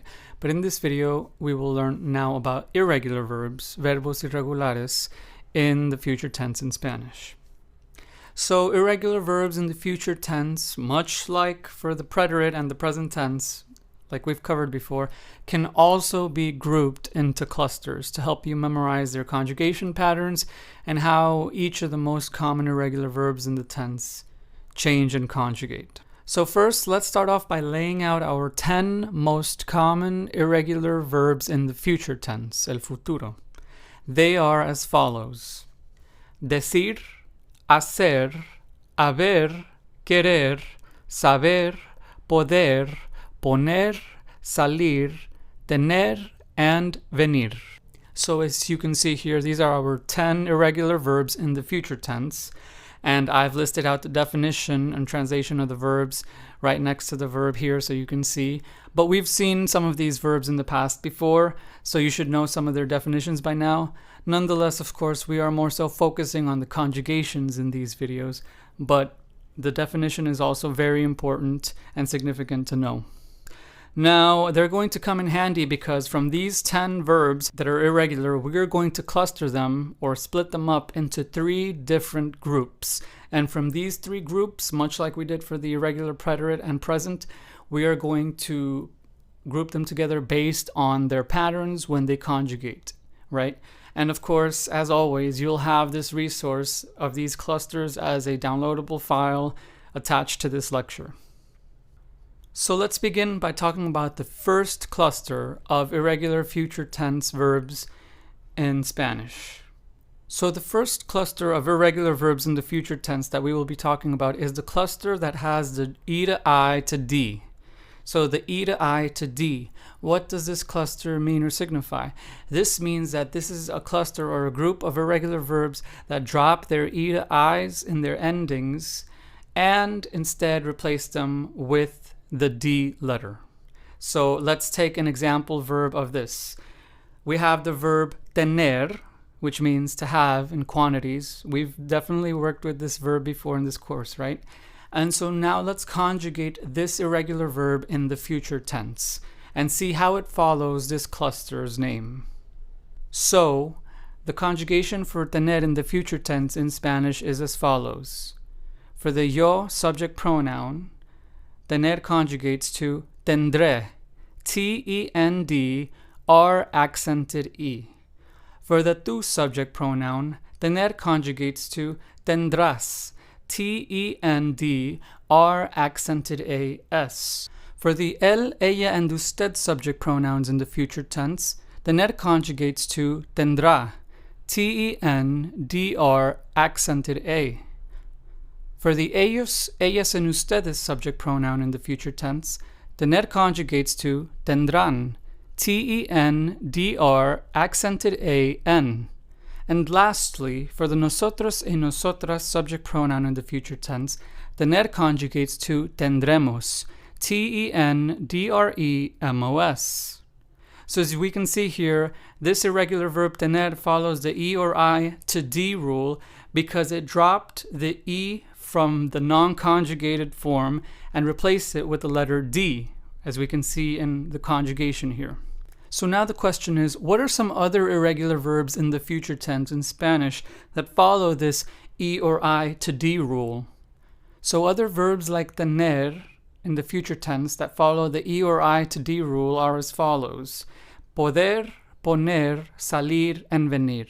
So therefore, along with tener, we have 5 irregular verbs in this cluster for the future tense of irregular verbs.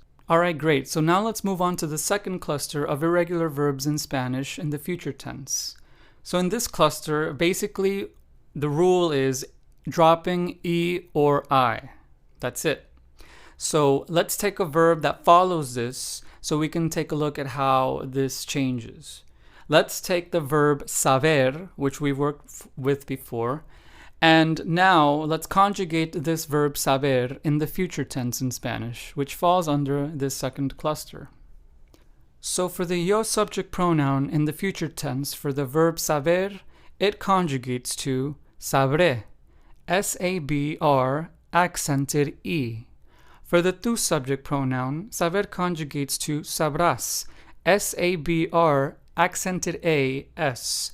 For the él, ella, and usted subject pronoun, saber conjugates to sabrá, S-A-B-R accented A. For the ellos, ellas, and ustedes subject pronoun, saber conjugates to sabrán, S-A-B-R accented A-N. And lastly, for the nosotros and nosotras subject pronoun in the future tense, saber conjugates to sabremos, S-A-B-R-E-M-O-S. So what do we notice here in this conjugation for this irregular verb in the future tense? Well, we can see that the E was dropped. So therefore, this is an irregular verb that follows the E or I dropping rule of this cluster. So then saber went from saber, S-A-B-E-R, to just S-A-B-R. Therefore, this is an irregular verb that follows this rule and why it should be clustered under this group in the future tense. So now you may be wondering, well then what are some other irregular verbs in the future tense that follow this rule or can be grouped into this cluster? Well, here are some that would fit. So along with saber, other irregular verbs in the future tense that follow this rule are haber and querer. So here we have 3 verbs that would belong in this cluster. Very well, now let's talk about the final cluster for irregular verbs in the future tense. This cluster will also round out our 10 irregular verbs for the future tense. So this cluster is kind of not so much a cluster, but just basically putting 2 verbs together because they don't really have a pattern here. They just do their own thing. So we're calling this cluster the irregular stems cluster. And just so you know, a verb stem is basically the first half of the verb, right? As opposed to the verb endings, which would be the suffixes or the second half of the verb. So anyway, we're calling this cluster irregular stems because these two irregular verbs in the future tense just do their own thing. So they don't belong in any of the other two clusters that we just talked about earlier. So the two irregular verbs in the future tense that belong in this irregular stems cluster are the following: decir and hacer, which we've seen before, right? Decir means to say, and hacer means to make or to do. So now all we have to do is conjugate these two irregular verbs in the future tense. So their conjugations goes as follows. Let's start with decir. So for the yo subject pronoun in the future tense, decir conjugates to diré, yo diré, dir accented e. For the tu subject pronoun in the future tense, decir conjugates to dirás, dir accented as. For the él, ella, and usted subject pronoun in the future tense, decir conjugates to dirá, dir accented a. For the ellos, ellas, and ustedes subject pronoun in the future tense, decir conjugates to dirán, dir accented an. And for the nosotros and nosotras subject pronoun in the future tense, decir conjugates to diremos, diremos. Now let's conjugate the irregular verb hacer in the future tense.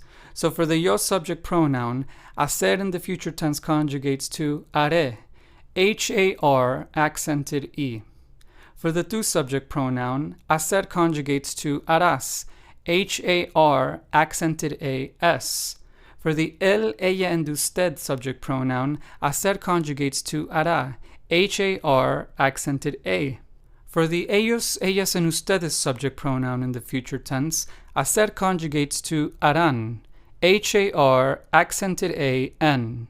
And lastly, for the nosotros and nosotras subject pronoun in the future tense, hacer conjugates to haremos, haremos. So there we go. We've officially conjugated all of the 10 irregular verbs in the future tense. They're the most common. And of course, we've grouped them into 3 clusters to help you memorize their changes, right? So now you'll have this as a file to look over and help you remember, of course. And that's pretty much it for the irregular verbs in the future tense. In the next video, we will be talking about the final of the 5 main subject tenses in the Spanish language, the conditional tense. See you there.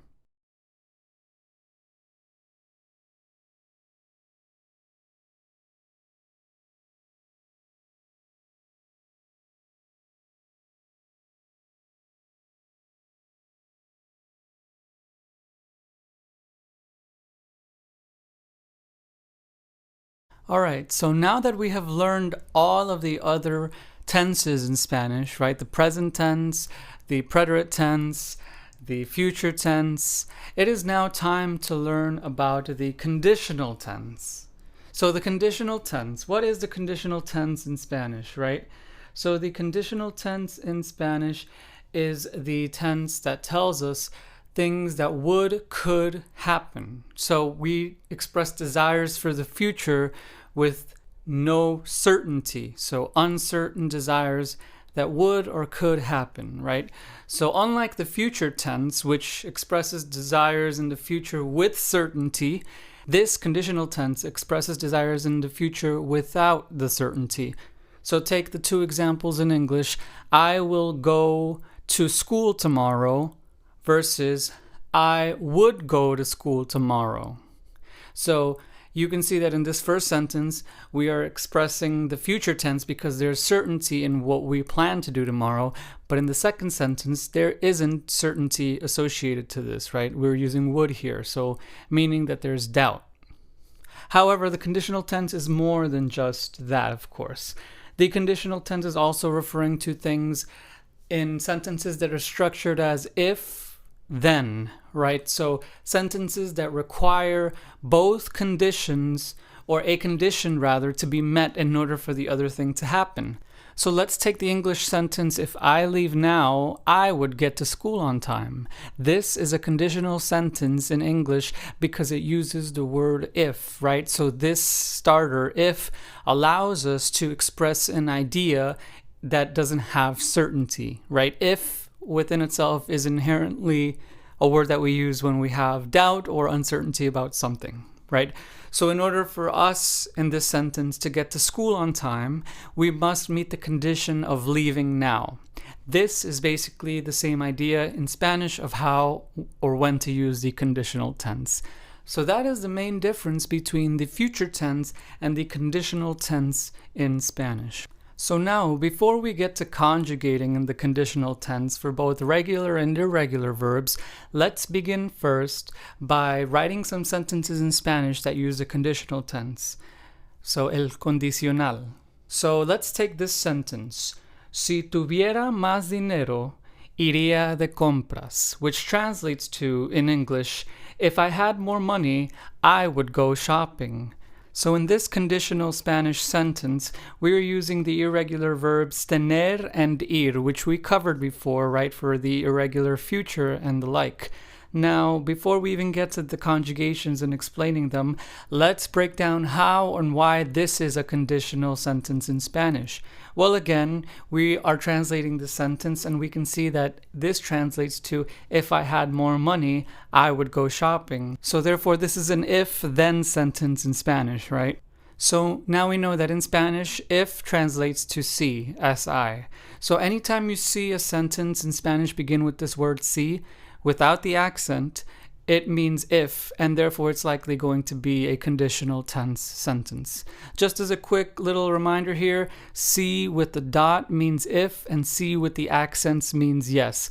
This is very important because the accents alone can change the meaning of a word, which is something that we will be talking about later in this course when we get to accents. So again, just as a quick recap, when we use the conditional tense, we are referring to ideas that express uncertainty and doubt.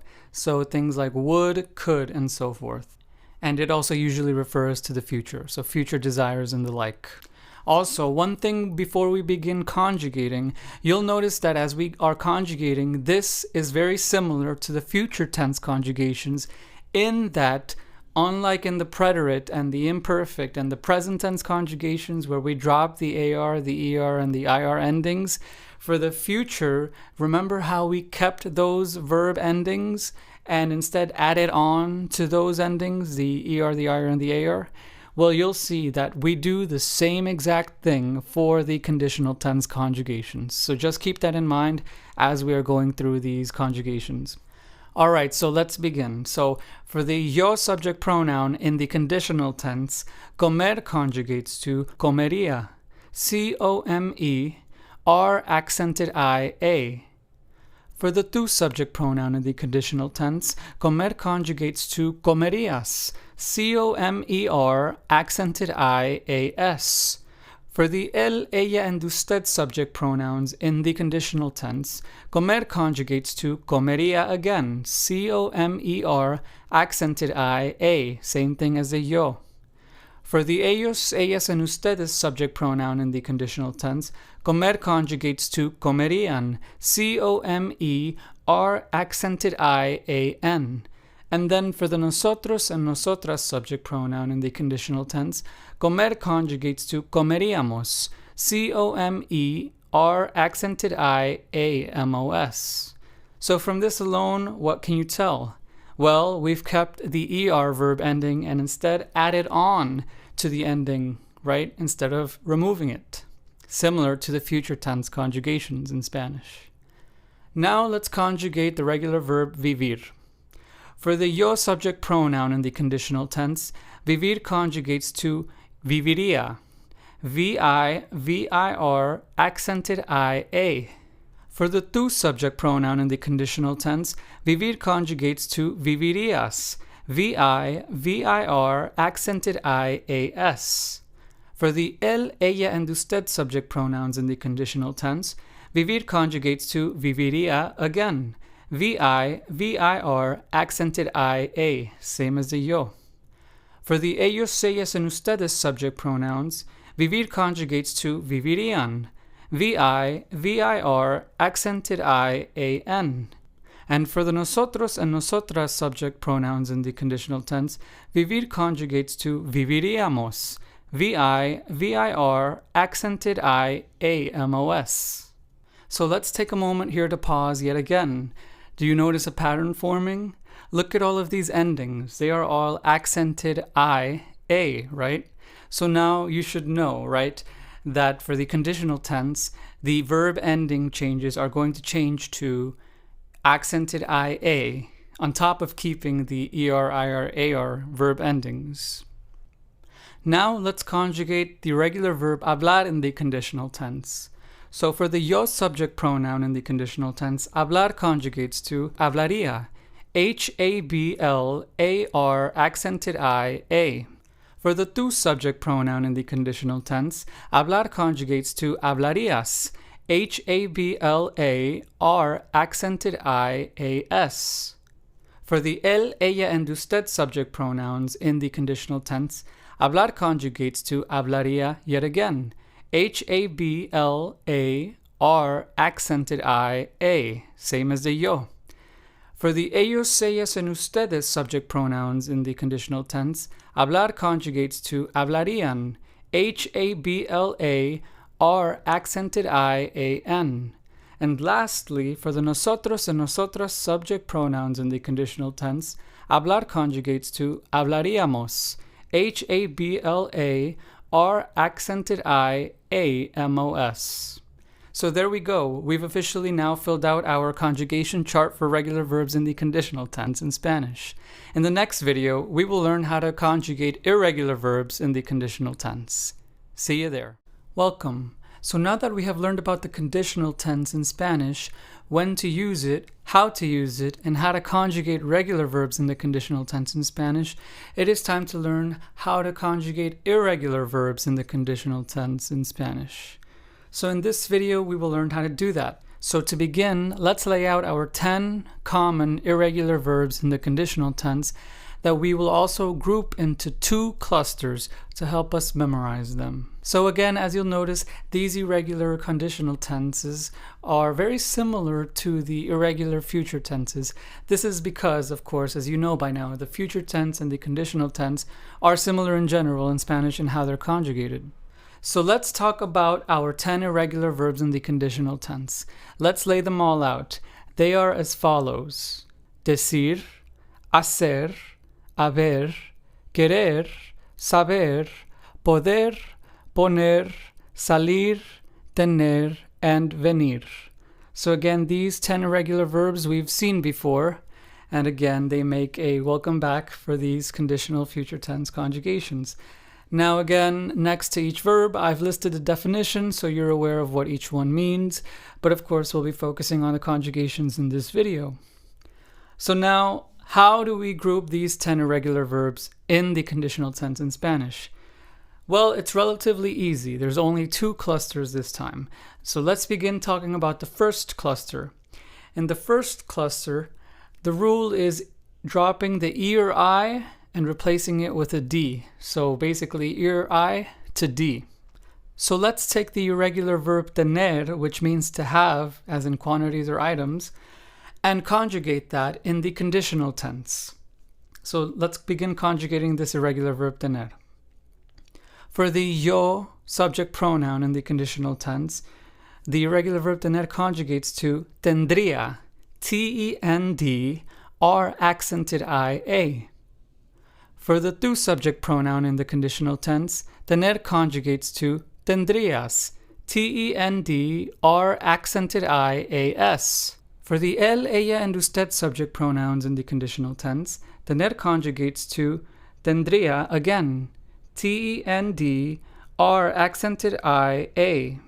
For the ellos, ellas, and ustedes subject pronouns in the conditional tense, tener conjugates to tendrían, T-E-N-D-R accented I-A-N. And lastly, for the nosotros and nosotras subject pronouns in the conditional tense, tener conjugates to tendríamos, T-E-N-D-R accented I-A-M-O-S. So what do we notice from this conjugation alone of this irregular verb tener in the conditional tense? Well, that it follows the dropping of the E or I letter and instead adding in D, right? So we can see this now because for when we conjugated this tener verb, we removed or dropped the E and instead added a D. So it went from tener to the tend verb stem. So now you may be wondering, well, what are some other irregular verbs in the conditional tense that follow this, right? So some other irregular verbs are the following. Along with tener, we have saber, haber, poder, poner, querer, salir, and venir. So therefore, we have 8 irregular verbs in the conditional tense that follow this dropping of the E or the I and instead adding a D rule, right? So 8 irregular verbs would belong in this cluster for the conditional tense in Spanish. So that leaves us with just 2 irregular verbs out of the 10 that we listed earlier in this video to conjugate that are irregular for the conditional tense. And these 2 verbs are decir and hacer, which belong in their own cluster that isn't really a cluster. You may remember that these 2 verbs also didn't belong anywhere or in any cluster for the future tense, right? When we conjugated them for the irregular future tense.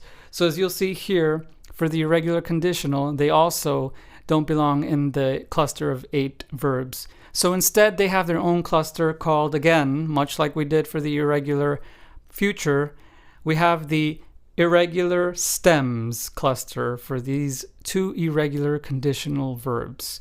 And so for decir and hacer, what that basically means again is that these 2 verbs have such unique changes that they can't or don't fit in any other group, and so therefore they can't be clustered with the other 8. So then let's go ahead and conjugate decir and hacer in the conditional tense. Let's start with decir, which means to say. For the yo subject pronoun in the conditional tense, decir conjugates to diría, D-I-R, accented I, A. For the tu subject pronoun in the conditional tense, decir conjugates to dirías, D-I-R, accented I, A-S. For the él, ella, and usted subject pronouns in the conditional tense, decir conjugates to diría yet again, D-I-R, accented I-A, just like the yo form. For the ellos, ellas, and ustedes subject pronouns in the conditional tense, decir conjugates to dirían, D-I-R, accented I-A-N. For the nosotros and nosotras subject pronoun in the conditional tense, decir conjugates to diríamos, D-I-R, accented I-A-M-O-S. So now let's conjugate hacer, which means to do or to make. So for the yo subject pronoun in the conditional tense, hacer conjugates to haría, H-A-R, accented I-A. For the tu subject pronoun, hacer conjugates to harías, H-A-R, accented I-A-S. For the él, ella, and usted subject pronouns, hacer conjugates to haría again, H-A-R, accented I-A, much like the yo. For the ellos, ellas, and ustedes subject pronouns in the conditional tense, hacer conjugates to harían, H-A-R, accented I-A-N. And lastly, for the nosotros and nosotras subject pronouns in the conditional tense, hacer conjugates to haríamos, H-A-R, accented I-A-M-O-S. So there we go. As you can see, these 2 verbs have their own unique changes in their conjugations for the conditional tense. So they are the most irregular of the 10. Now we've covered how to conjugate irregular verbs in the conditional tense in Spanish. And with this, I would like to say congratulations. We have now covered how to conjugate the 5 main tenses, as I like to call them, in the Spanish language. So now it is time to learn about subtenses, which are tenses that cannot exist in a sentence or cannot be used in a sentence without these main 5 tenses first. So that'll be in the next video. See you there. Alright, so now that we have covered the 5 main tenses within the Spanish language, the present tense, the preterite tense, the imperfect tense, the future tense, and the conditional tense, it is now time to move on to the subtenses of the language. You are now at a great point in Spanish because by covering those 5 main tenses, you know what building blocks can be used right after a subject, right? I, you, me, he, she, and so forth. And it's great that we've got those 5 main conjugations of the language out of the way, right? Because those are very important and crucial to know before moving on. And on top of that, the majority of the language is composed using them. So, of course, those you want to know first before moving on into the subtenses. Now, before we begin talking about our first one, the present progressive tense, you may be wondering, well, what is a subtense, right? Well, a subtense is a tense that cannot be used in Spanish without one of the main 5 preceding it. And of course, one of the main 5 depends on which subtense we're talking about. So as you'll see, for the present progressive, it'll only be the present tense. This will become more clear to you as we go on in this video, but just know that a subtense is not one of the 5 main tenses that we've covered thus far. So let's begin with the present progressive subtense. So the present progressive subtense is relatively simple. In English, these are basically ing verbs, right? So walking, talking, sitting. So anytime we're using the present progressive, think of in English as an ing verb in its place, right? So what does this mean then? So that means that the present progressive is used when referring to ongoing actions in the present. So let's take the sentence I am eating in English as an example of the present progressive subtense. In Spanish, this would be yo estoy comiendo. Now let's just focus on the English part for a little bit here. So what do we notice in this sentence? Well, that we are using an ing verb ending in the verb eating, right? I am eating is our sentence. So therefore, in Spanish, eating is the present progressive verb comiendo. So as we can see in this sentence, we have 2 verbs, right? We have the present tense am, and then we have the present progressive eating. Or in Spanish, the present tense estoy, and then the present progressive verb comiendo. So this is what I mean by subtense, because this present progressive verb could not have existed in this sentence without the present tense am being there first. So this is what I mean when I say a subtense, right? A subtense is a tense that needs one of the main tenses to come before it in Spanish. So therefore, it can't stand on its own. It can't be used right after the subject in a sentence. So that is what makes a subtense in Spanish different from one of the 5 main tenses that we've covered earlier in this course. So now that we know what a subtense is, it's time to ask then, with which of the main tenses does this present progressive subtense work? Well, as you can already probably tell by the name of this subtense, the main tense that works with this subtense is the present tense. So that is why we were using the present tense in our example sentence, I am eating, or in Spanish, yo estoy comiendo, because the present progressive subtense pretty much only works with the present tense before it. Because again, the point of the subtense is to talk about ongoing actions in the present. So now that we know that the present progressive subtense requires the present tense to come before it, a verb that's in the present tense to come before it, we must now talk about how verbs change in terms of their endings in the present progressive tense. So it's relatively simple to remember, and here is how it goes. For regular ER or IR ending verbs, the ending changes to yendo, I-E-N-D-O. So like we saw in our example sentence, the ER verb comer conjugated to comiendo in the present progressive subtense. So comiendo, C-O-M-I-E-N-D-O. So therefore, again, all ER and IR verbs in the present progressive that are regular verbs change to I-E-N-D-O endings. Then, for regular AR ending verbs, the endings change to A-N-D-O, ando. So the regular AR verb caminar conjugates to caminando in the present progressive tense, C-A-M-I-N-A-N-D-O, again using that ando, A-N-D-O verb ending. So now the only thing we have left to talk about is the irregular present progressive verbs. So for irregular verbs in the present progressive subtense in Spanish, they have their own ending called the yendo ending, Y-E-N-D-O. Now, not all of the irregular verbs in the present progressive tense follow or change to this ending, but a lot of them do. And so in order to help you memorize which are the irregular verbs in the present progressive tense, I will of course be attaching a PDF file with a list of them to this video. Alright, so now it's time to talk about the past progressive subtense in Spanish, also sometimes known as the past continuous tense, but just to keep things simple, we're just going to call it the past progressive subtense.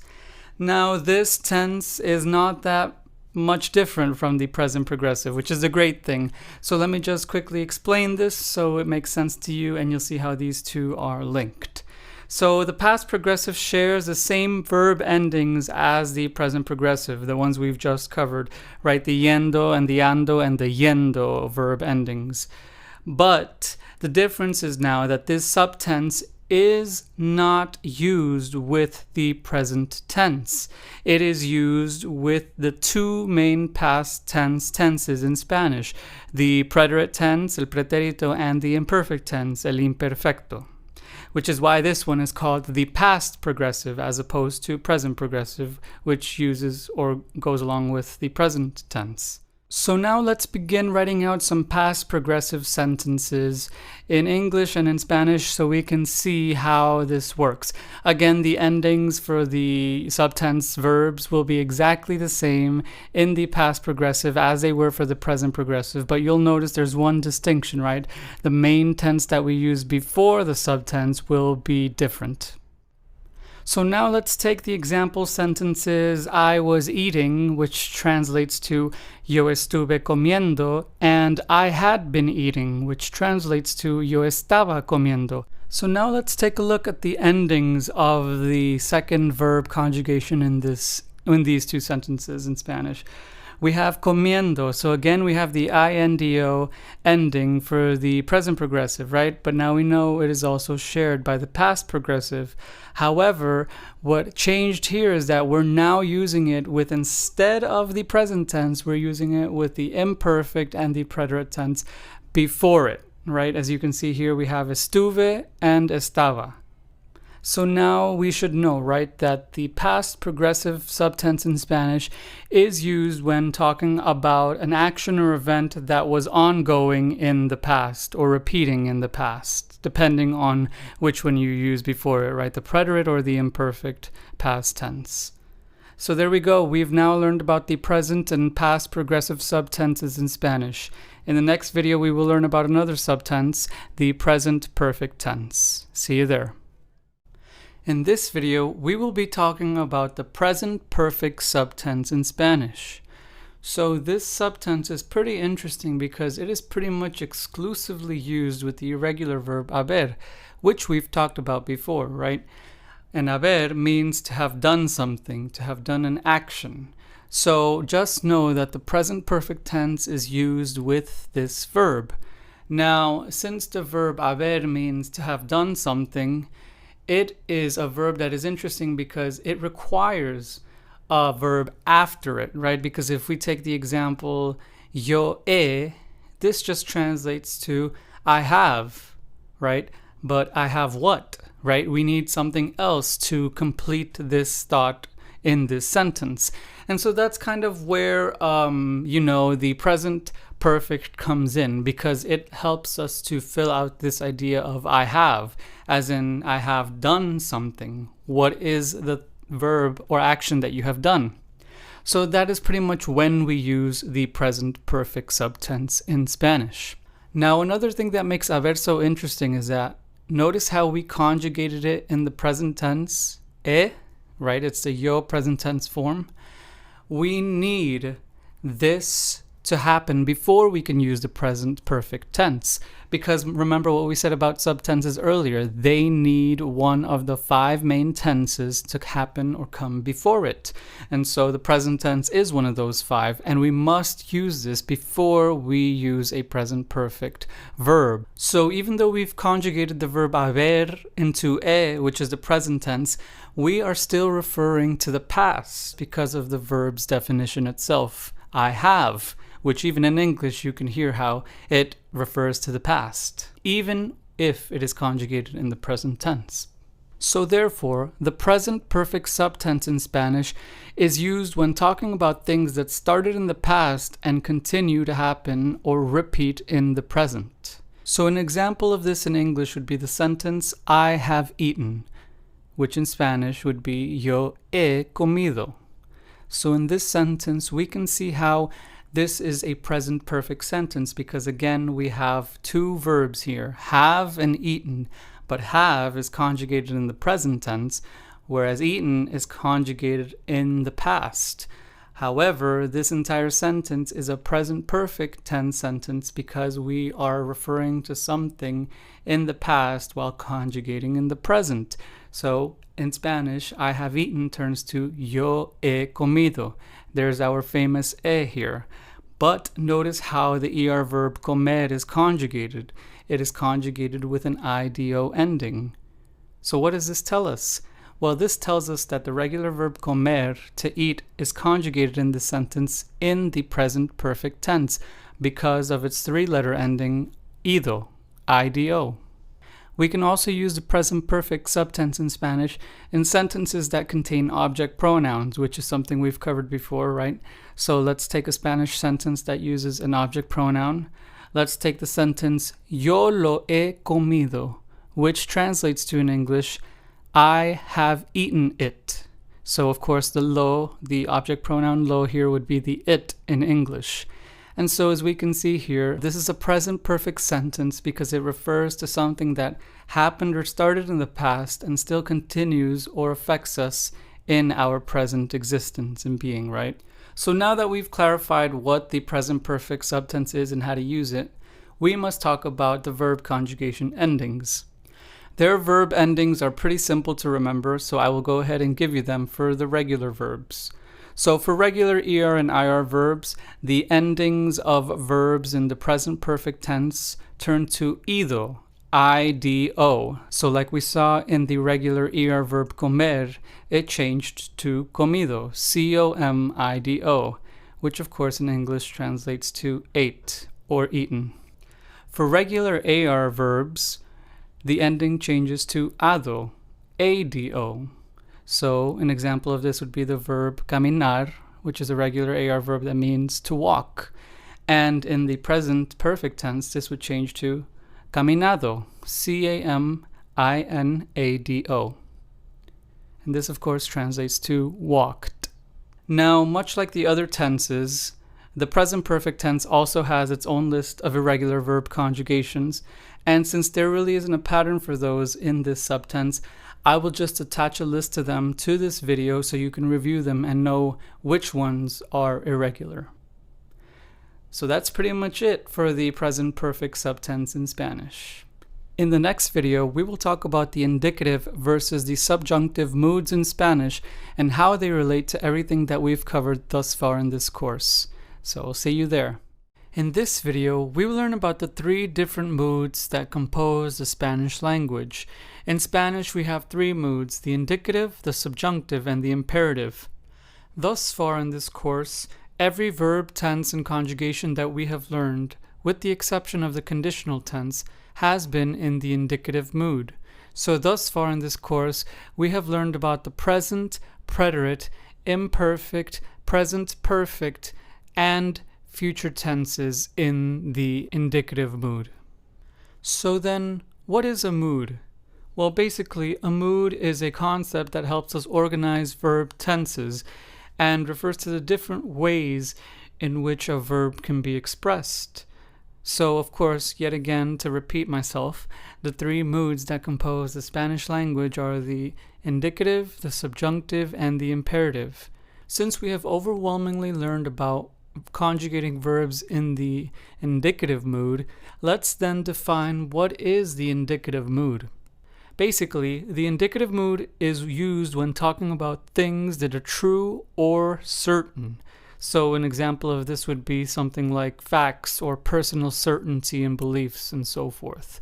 So basically, anything that you're certain about, that you have zero doubt on, zero uncertainty on, If you're 100% certain, then you would be using the indicative mood. And so we have learned about indicative mood verbs for 4 different conjugation types, right?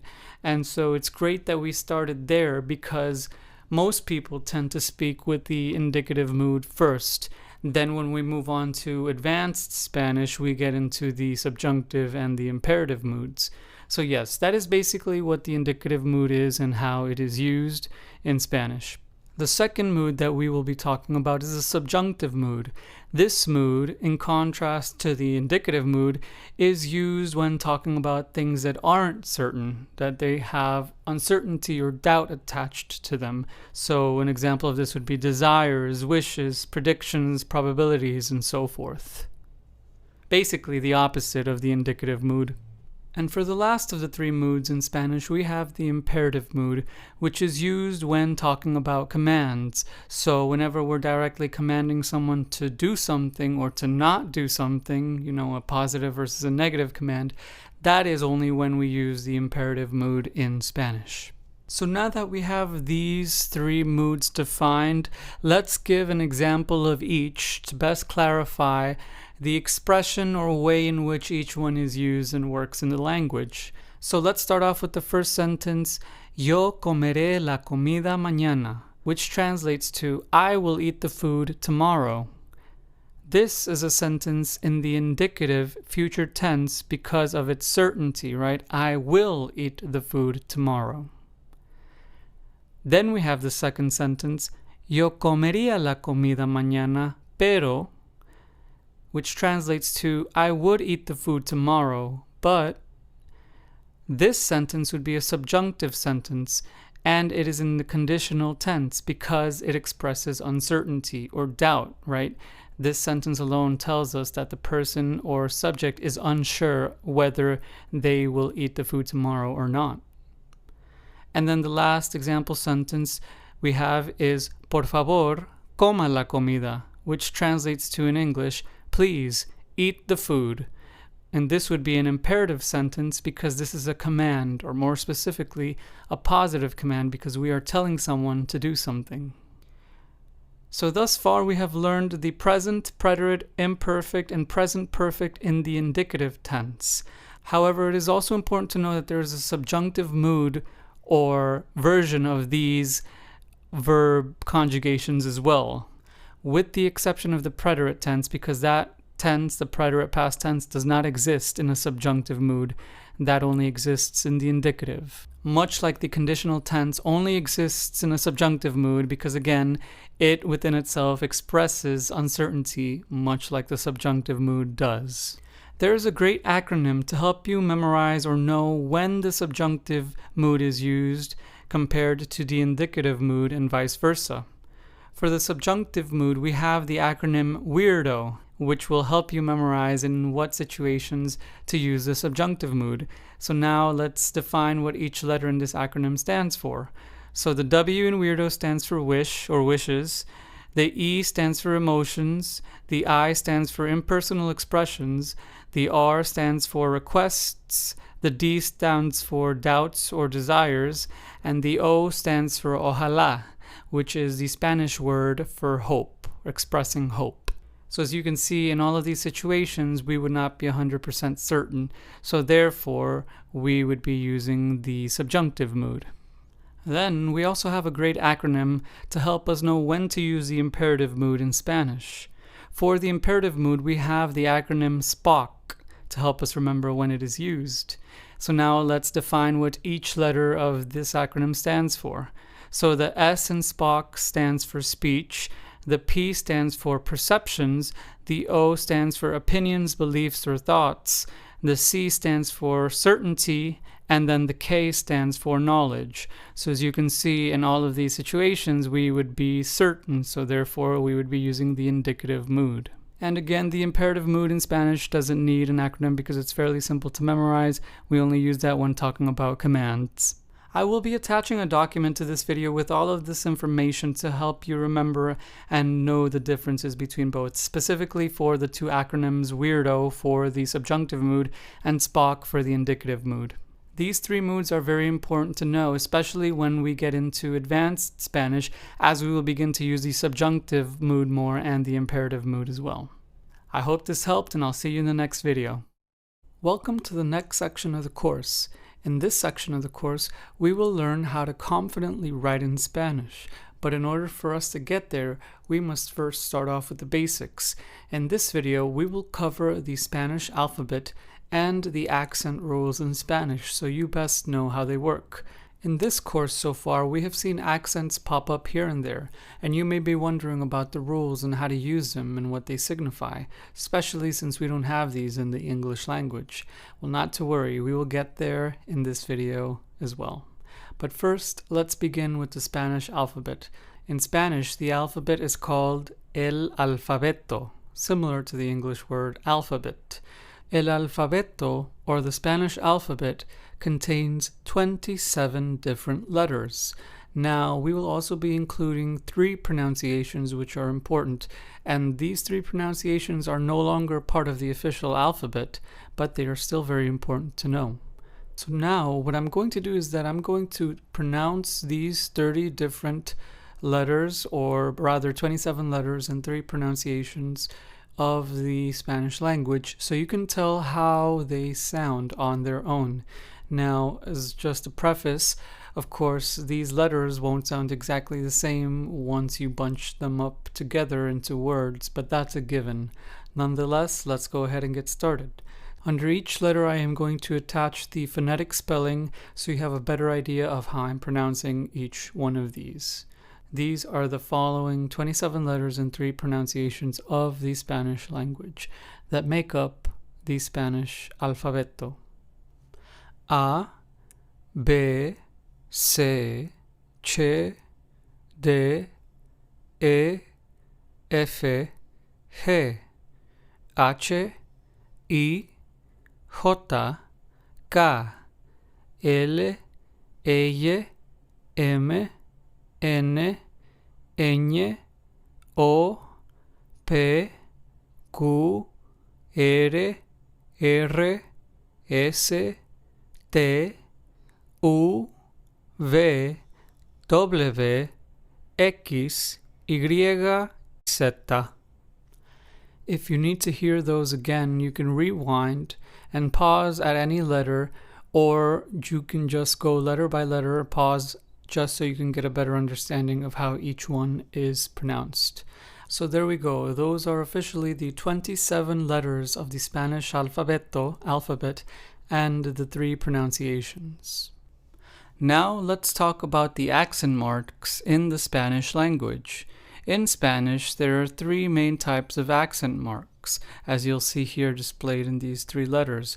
The first one that we will talk about is called the tilde, or in Spanish, el tilde.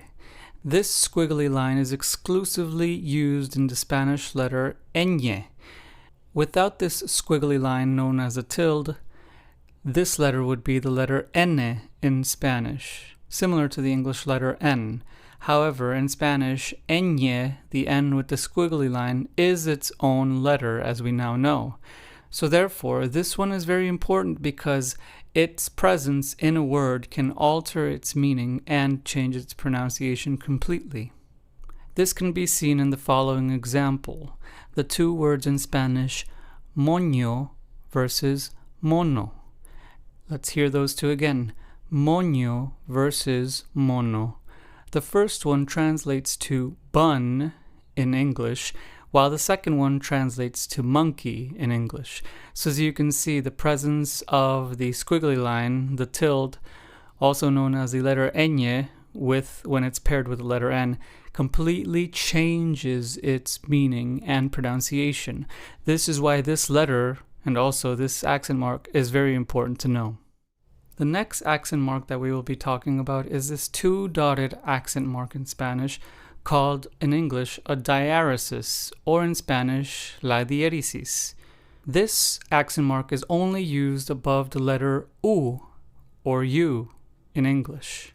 Its presence in the Spanish language isn't very common and is used in only a select amount of words, which will be attached to this video, but let's take a look at 2 just so you can hear how it sounds in Spanish. So some example words using a diéresis in Spanish would be the words pingüino and bilingüe. Again, pingüino and bilingüe. Pingüino means penguin and bilingüe means bilingual. But let's hear these two again. Pingüino and bilingüe. So as we can hear, the U with the two dots, the diaresis accent mark in Spanish, helps us give that gui or gue sound and pronunciation in words. In pingüino, it would be the gui sound, and then in bilingüe, it would be the gue sound. The last of the three accents that we're going to mention and is important to know is, of course, the acute accent, and it is also the most commonly used accent in the Spanish language. This accent is very important and is written from the bottom left to the top right diagonally on top of vowels only. So again, this accent mark is only used on vowels, A, E, I, O, U, or in Spanish, A, E, I, O, U. This accent mark is used to indicate or emphasize stress on a certain syllable in a word in Spanish. So before we get to that, let me explain what word stress is with syllables and how it relates to this accent mark. So let's take the words in English knowledge, climate, and geography. Notice how in each of those words there was a stress or emphasis on a certain syllable. Let's hear them again. Knowledge, climate, and geography. In the first two words, the stress was on the first syllable. Knowledge, na, and then in climate, cli. For the third word, the emphasis was on the second syllable, og, in geography. This is what word stress is. It's basically kind of where we put the emphasis on what syllable in a word. It kind of helps us give this language, a more nativeness to it, right? So by knowing your word stresses, you become more of a native speaker because you know where to emphasize the word. This is what word stress is, and of course we have this in Spanish as well. So this is what the acute accent mark in Spanish aims to do. It aims to tell us where to add the stress and on what syllable. Now, of course, this accent mark is only added on words that break the two rules of word stress in Spanish. So what are they? Let's go ahead and now talk about the two rules of word stress in Spanish. So the first rule, if a word ends in a vowel, A, E, I, or U, or an N, or an S, then you must stress the second to last syllable.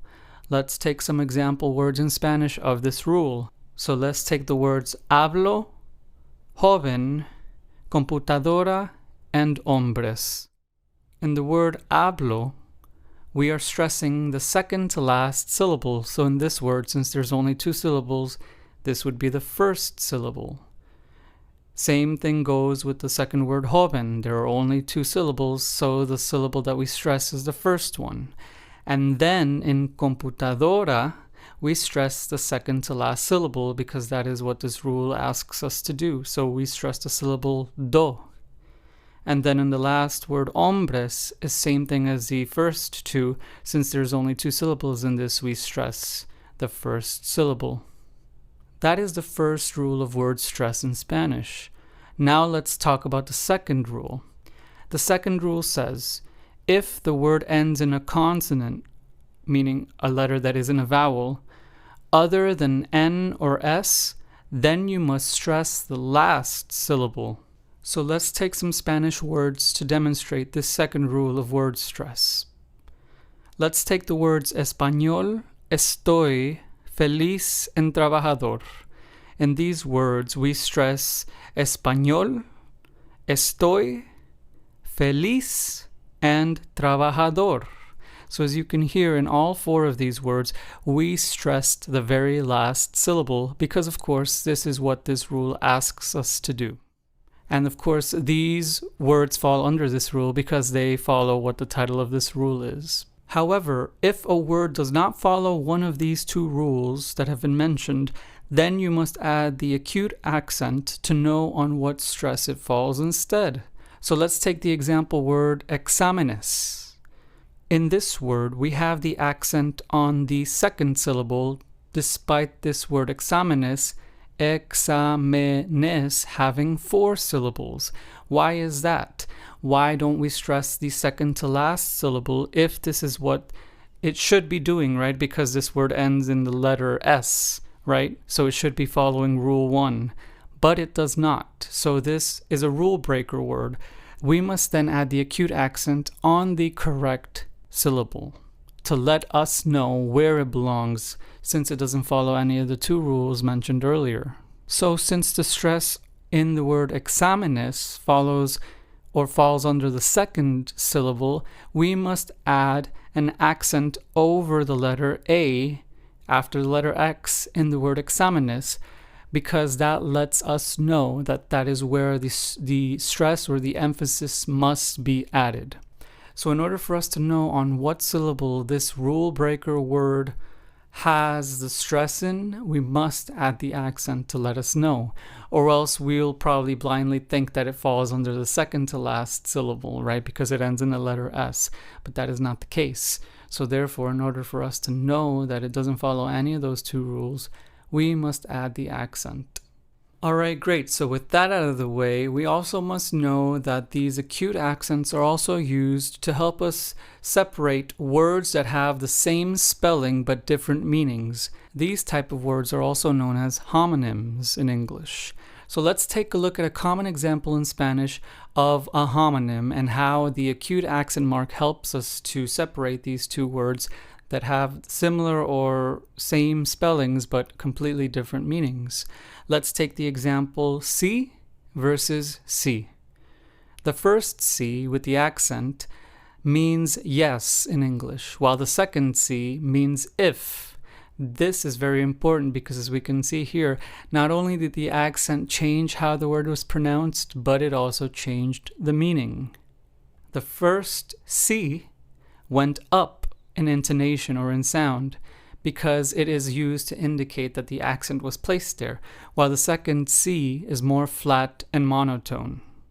A list of the rest of these homonyms will be attached to this video so you can study them and know which are also like this C versus C example. Now, the acute accent is also used in question words in Spanish. Question words always have accents in them. So what are question words? Question words are words like who, what, when, where, why, and how. Here is a list presented to you so you can see. We have cuál, which means which, cuándo, which means when, cuánto, which means how much, cómo, which means how, dónde, which means where, por qué, which means why, qué, which means what, and lastly, quién, which means who. So as you can see, in all of these question words, we have an accent in them. However, if you use these words in a statement sentence as opposed to a direct question, then you do not add an accent to these words. Let's take a look at an example of this in Spanish. We have the 2 example sentences in Spanish, ¿Cómo estás? And ella es como una estrella. So in the first one, I was asking a question, a direct question, so an accent was needed on this word como, right?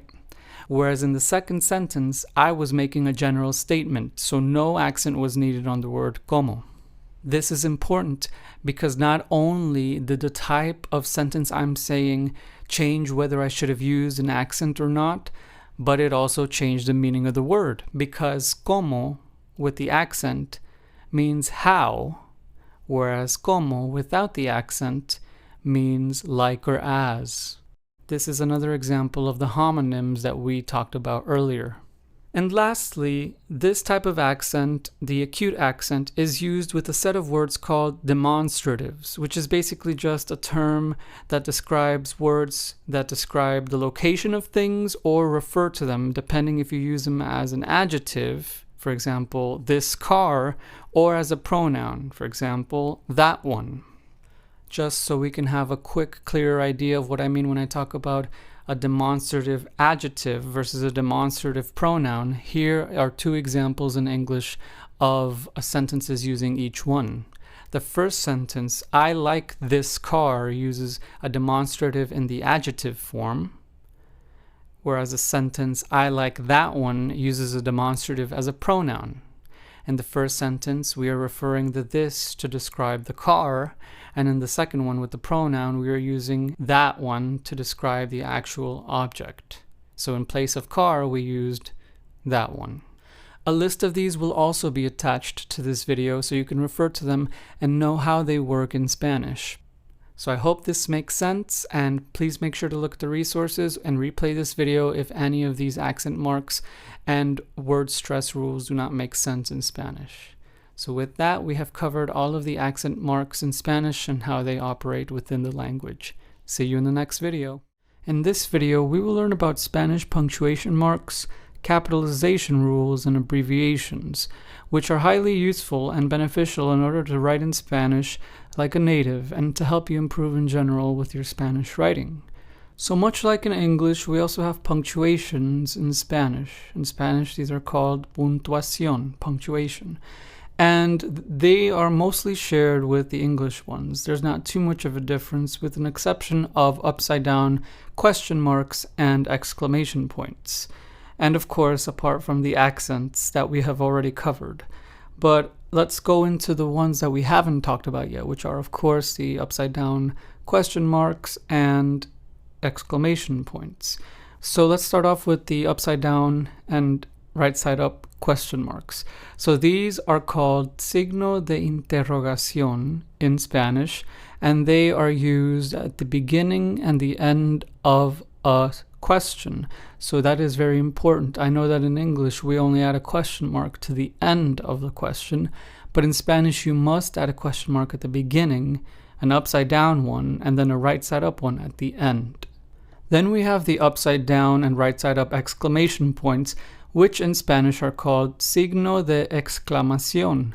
And much like the signo de interrogación, you must also add a signo de exclamación, an upside down exclamation point, at the beginning of the expressive statement, and then the right side up at the end of the statement. So let's take two examples of these to show you what I mean.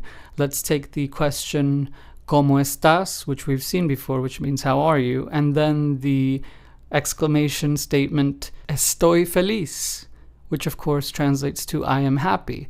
Now, you always, of course, like in English, use these exclamation points in sentences or statements that are trying to express surprise or shock or excitement. So yeah, that is pretty much the only difference. So now, it's important for you to remember this. These are also found in the Spanish keyboard. Sometimes though, some Spanish speakers, for the sake of, brevity, don't type the upside down question mark and upside down exclamation point. But just know if you're trying to be formal in an email or, writing something longer than that, it is important that you add these to show that you know your, formal, correct Spanish punctuation rules and so forth. Now, the other punctuation marks I'm not going to really talk about because they're pretty much similar to English, right? We also have, of course, a punto, which is a period. We also have comillas, which are quotation marks. We also have the hashtag or pound sign called the almohadilla. And then we also have, of course, hyphens and semicolons and colons and commas. However, there are some slight differences in how they're used in Spanish compared to English. Let's take the example of the colon. This can also be used at the end of a salute in an email. For example, if you're saying, Dear X, or Dear, Mr. or Mrs., then you can use a colon at the end of this greeting in the email. So that is optional. I know in English we use the comma, but in Spanish you can use the colon for that instead. Another way that we have some slight differences is, of course, the way in which we write dates in Spanish. So this is very important because I know that in English, dates, we typically write them as month, day, year, right? So like, let's say January 5th, 2021, right? And so that would be 1/5/21. But in Spanish, we do not do this. In Spanish, the date goes first, then the month, and then the year. So in English, we would have something like January 5th, 2021, but in Spanish, it would be the 5th of January, 2021. So in Spanish, this would sound like el 5 de enero del 2021. And of course, this is reflected when writing, dates, whether we're writing out the whole month and date and year or abbreviating. So the way I just finished saying it, 5 de enero del 2021, that would be the full way of saying it. But if I were trying to abbreviate this, then it would obviously appear as 05/01/2021. Okay, so those are some great rules to know about los signos de puntuación, or punctuation marks in Spanish. Now let's move on to capitalization rules, because this is very important and often forgotten, by students learning Spanish. But remember, there are some differences in how we capitalize things in English compared to Spanish. So let's talk about that. So unlike in English, personal titles like Mrs. or Doctor are not capitalized unless they are abbreviated, which is what we're going to cover next. Days of the week, months, religions, languages, and nationalities are also not capitalized in Spanish. But names of countries, states, and cities are capitalized. And when we're talking about books, movies, arts, and TV show titles, only the first letter of the first word is capitalized. And lastly, holidays, newspaper and magazine and publication titles and album titles are also capitalized for the first letter, but of each word, much like in English. So just remember that in Spanish, things like, languages, nationalities, months, days of the week, and religions are not capitalized. So I know this can seem a little bit weird at first, but these are the capitalization rules of Spanish. Alright, so for the last part of this video, let's talk about abbreviations in Spanish, la abreviatura. So, abbreviations in Spanish just work much like they do in English. We have abbreviations for, names or titles of people. So, Mrs. or Mr. or Doctor and so forth. A list of these will be attached to this video, so that way you can learn how to write these, and they will be useful whether you're writing an email or trying to speak to someone and address them by their title. Alright, so that's it for this video. I hope this helped. See you in the next one. In this video, we will learn about key phrases and trigger words for the preterite and imperfect past tense tenses in Spanish. So, as you might know already, the best way to figure out whether a word is conjugated is by looking at the endings, right, of how the verb is changed, or known as its verb conjugation. The way it's conjugated through the ending and memorizing the ending patterns will help you remember whether it is in the imperfect or the preterite past tense. But how about these in sentences, right? Because let's say you're still a little shaky in terms of remembering the endings and their patterns. Well, not to worry, because there's another way to help you remember and reinforce whether the sentence that you're reading or hearing is in the preterite or imperfect tense in Spanish. Now, we can also use, of course, the acronyms that we learned, right? Spicy and Waters in the previous section of the course to help us remember in which situations we use the preterite versus the imperfect tense. But on top of this, we have these key phrases and trigger words to let us know whether the sentence is a preterite past tense sentence or an imperfect past tense sentence in Spanish. Now, in this video, we will also be learning about transition words. But before we get to those, let's first learn about some of the key phrases and trigger words that indicate whether the sentence is in the preterite past tense or imperfect past tense. Let's begin by separating these two, and we're only going to put about a few here. To this video, the full list will be attached, not to worry, but for the sake of this video, we're going to cover just a few. So let's first start off with some Spanish key phrases for the preterite past tense. We have the following 5. Ayer, which means yesterday. Anteayer, which means the day before yesterday. We have anoche, which means last night. We have el otro día, which means the other day. And lastly, we have el día or mes or año pasado, which translates to the past day or month or year. So as we can see here, what do all of these key phrases or trigger words have in common? Well, they all relate to the singular past, also known as things that happened in the past once, right? So yesterday will only happen once. So this is how you should start thinking of these to help you memorize the preterite past tense versus imperfect past tense. So now let's move on to Spanish key phrases for the imperfect past tense. We have siempre, which means always, todos los días, which means every day, todas las semanas, which means every week, todos los meses, which means every month, and then cada día or semana or mes, which means each day or week or month. So what can we notice in these key phrases and trigger words for the imperfect past tense? Well, that they all relate to the repeated past, right? If I'm talking about every day or always, clearly I'm talking about doing something in the past more than once. So again, these two tie into the very basic concepts of the preterite versus imperfect past tense.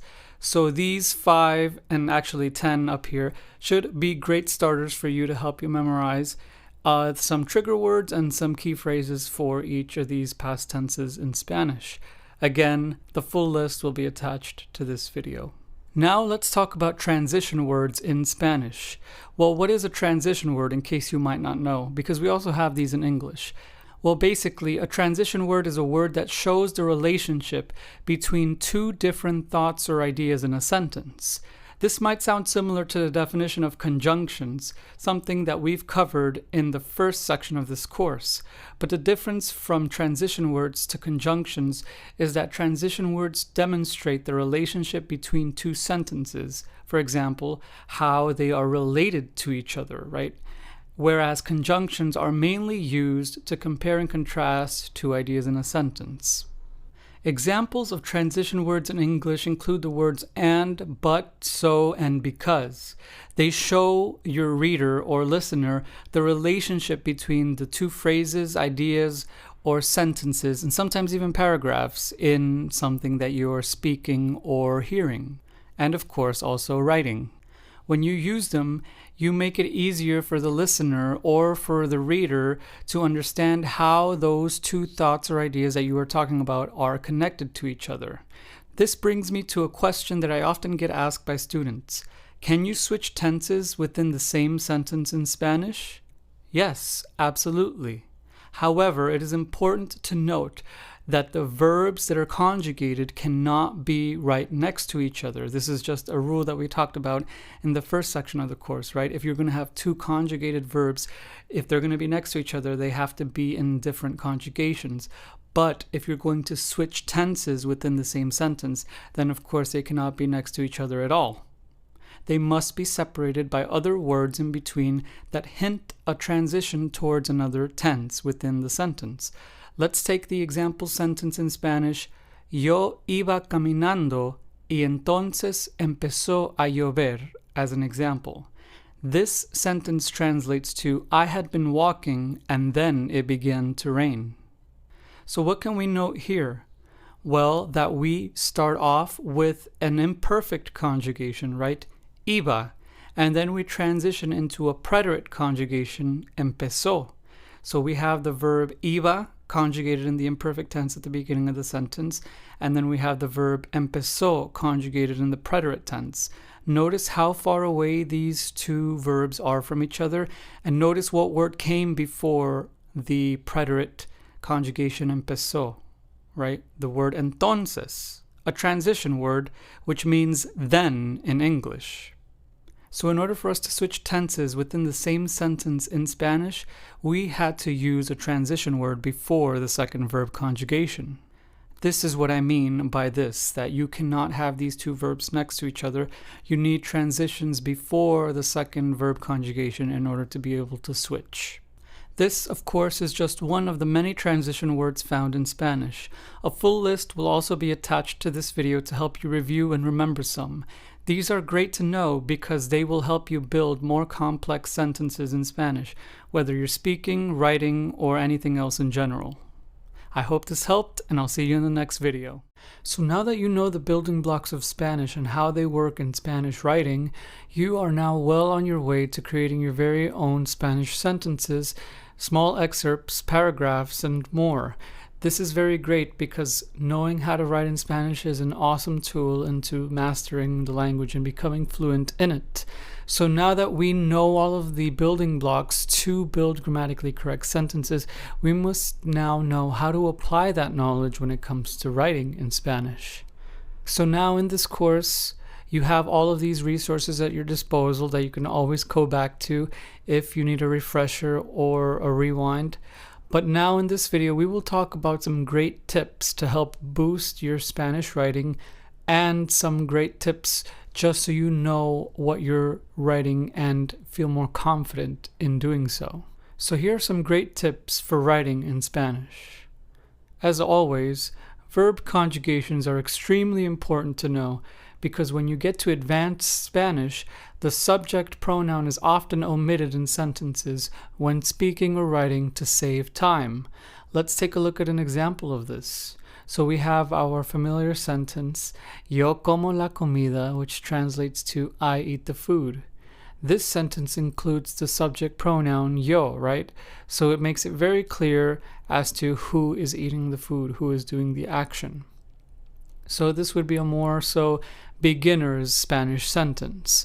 Whereas the second sentence, como la comida, this sentence means the exact same thing as the first, but what do you notice? Well, that the subject is omitted, right? There is no yo here, but everything else stayed the same, including the conjugation of the verb comer. So, what do we notice from this? Well, that there is no subject, but the verb conjugation remained the same. This then tells us that the subject of this sentence is still yo. But why was it omitted?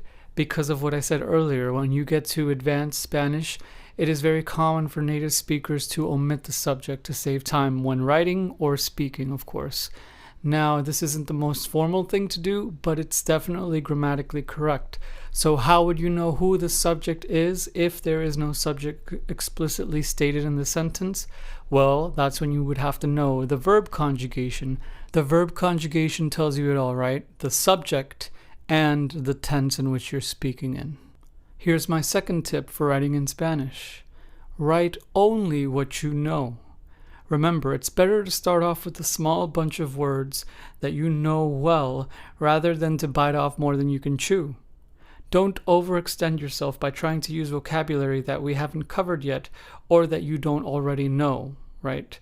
You'll get there in time, because I know all too well that students are often eager to getting into writing complex sentences and the like in Spanish.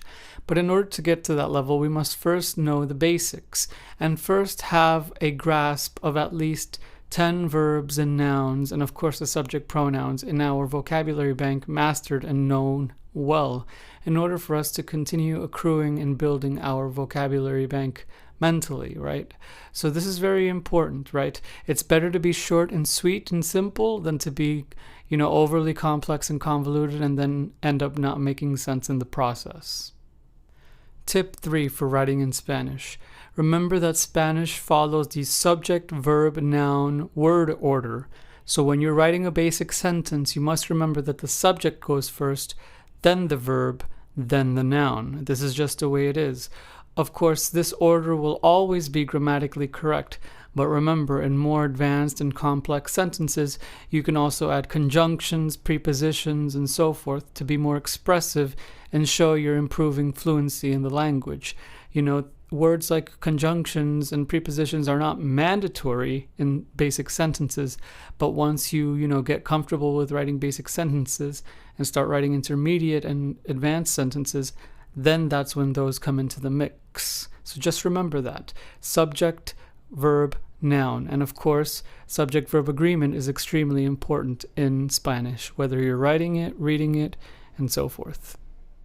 And lastly, my last tip for writing in Spanish for now is, remember that the building blocks in Spanish can repeat in a sentence and still be correct. For instance, we can have 2 or more verbs in a sentence, but they must either be conjugated differently or have other types of words, such as nouns or transition words, in between those 2 verbs. So let's take a look at an example of this.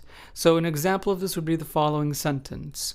Yo iba caminando y entonces empezó a llover. which translates to in English, I had been walking and then it began to rain. We've seen this sentence in the transition words video, right? And again, this ties into what I'm saying now, right? That you can have the building blocks repeat in a sentence to make the sentence longer. Kind of basically like think of it as a row of Lego building blocks, right? You attach them and piece them together vertically, and then, it becomes longer and longer. This is how these building blocks of Spanish work as well. So, in this sentence, yo iba caminando y entonces empezó a llover, we have a subject pronoun, then a conjugated verb in the imperfect past tense, then a conjugated verb in the past progressive subtense, then a conjunction, then a transition word, then a conjugated verb in the preterite past tense, then a preposition, and then lastly a non-conjugated verb. So as we can see here, we have 3 verbs in this sentence alone, all conjugated differently, and the verbs were separated by other words, such as transition words and so forth. So just keep in mind, you're not limited to just, writing 3 words, right? Subject, verb, noun. Of course, you can add other things as well, but make sure you know the order, right? You know where these words belong. All right, great. So with these tips in mind, you're well on your way to writing your sentences in Spanish, and I hope that these tips help clarify some things that you may have had some questions on, right? Remember to keep these tips in mind when you're writing your own Spanish sentences and so forth. Now, of course, these tips are not only limited to writing, but of course, that's the focus of this section of this course. In the next lecture, you will have writing practice exercises waiting for you to start beginning to write your own Spanish sentences, excerpts, and paragraphs, and so forth. So I recommend that you do these exercises for practice because it will definitely help you in feeling more comfortable and confident in writing your very own Spanish words and sentences. So I hope that writing practice helps. It's definitely a great interactive activity for you to do in your own time at your own pace. And of course, if you have any doubts, you can look back to the previous videos and resources that are available to you in this course. So bye for now, and I'll see you in the next section of the course. Welcome to the next section of the course, in which we will learn how to confidently speak in Spanish. In this video, we will learn about Spanish pronunciation rules and patterns and how they relate in terms of words to get you sounding like a native Spanish speaker. Here we go. First, we'll start off this video by focusing on the consonants and then later on the vowels. It's good to split these up into 2 just so you're aware of, again, the differences between a consonant and a vowel, and again, what letters fall into each category. Let's start off by talking about similarly pronounced consonants. In Spanish, this would be the letters C, S, and Z. So these 3 letters can all be pronounced as the S in the English word sit. For example, centro, which means center in Spanish, is pronounced as centro. Siesta, which means nap in Spanish, is pronounced as siesta. And zanahoria, which means carrot, is pronounced as zanahoria. So as you can hear, centro, siesta, zanahoria, these are C, S, and Z, but yet they all have an S sound to them in the beginning, right? So that's what I mean as in C, S, and Z, or C, S, and Z are all similarly pronounced consonants in Spanish. But beware. For the letter C, or C in English, if it is followed by an A, U, L, or O, then it becomes pronounced as the K sound in the English word kit. For example, casa, which means house in Spanish, is pronounced as casa. Claro, which means clear in Spanish, is pronounced as claro. And cocina, which means kitchen in Spanish, is pronounced as cocina. So as we can hear and see here, the letter C, or C in Spanish, is pronounced as the K in kit only if it is followed by an A, a U, an L, or an O. And as we can see here in these three Spanish words, casa, claro, and cocina, the letter C, se, is followed by these letters. Now let's just talk about other consonants in Spanish. So, the letter D or de in Spanish is not pronounced like D in English, but instead as the de in the English word dent. For example, let's take a look at this Spanish word. Después, which means after in Spanish, is pronounced as después and not después. So remember, the letter de in Spanish is pronounced as de and not d. Then we have the letter G in Spanish, which in English is the letter G. And this is an interesting one because it can either sound like the English H in the word whole or the gu sound in the word mongoose, depending on what letter it is followed by. For instance, if the letter G is followed by the letter E, then it is pronounced as the H. So gente, G-E-N-T-E, which means people in Spanish, is pronounced as gente, like if it started with an H in English. Whereas gusta, which starts off with a G but then is followed by a U-S-T-A, which means like in Spanish, is pronounced as gusta as opposed to justa. So just remember this difference. And then the letter J, J in English, is also pronounced with an H-type sound like in the word whole, and it is not pronounced like the J in English is. So let's take a look at an example of this in Spanish. We have the word Jorge, which means George in Spanish, is pronounced as Jorge, as if it started with an H in English, right? So remember, the letter J, J, has more of an H sound in Spanish. Then we have the two consonants B and V, or in English, B and V.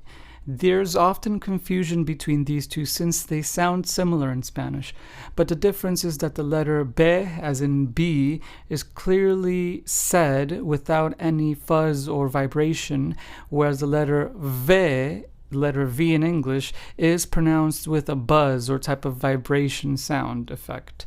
It's almost like you were going to say the letter F in English, right?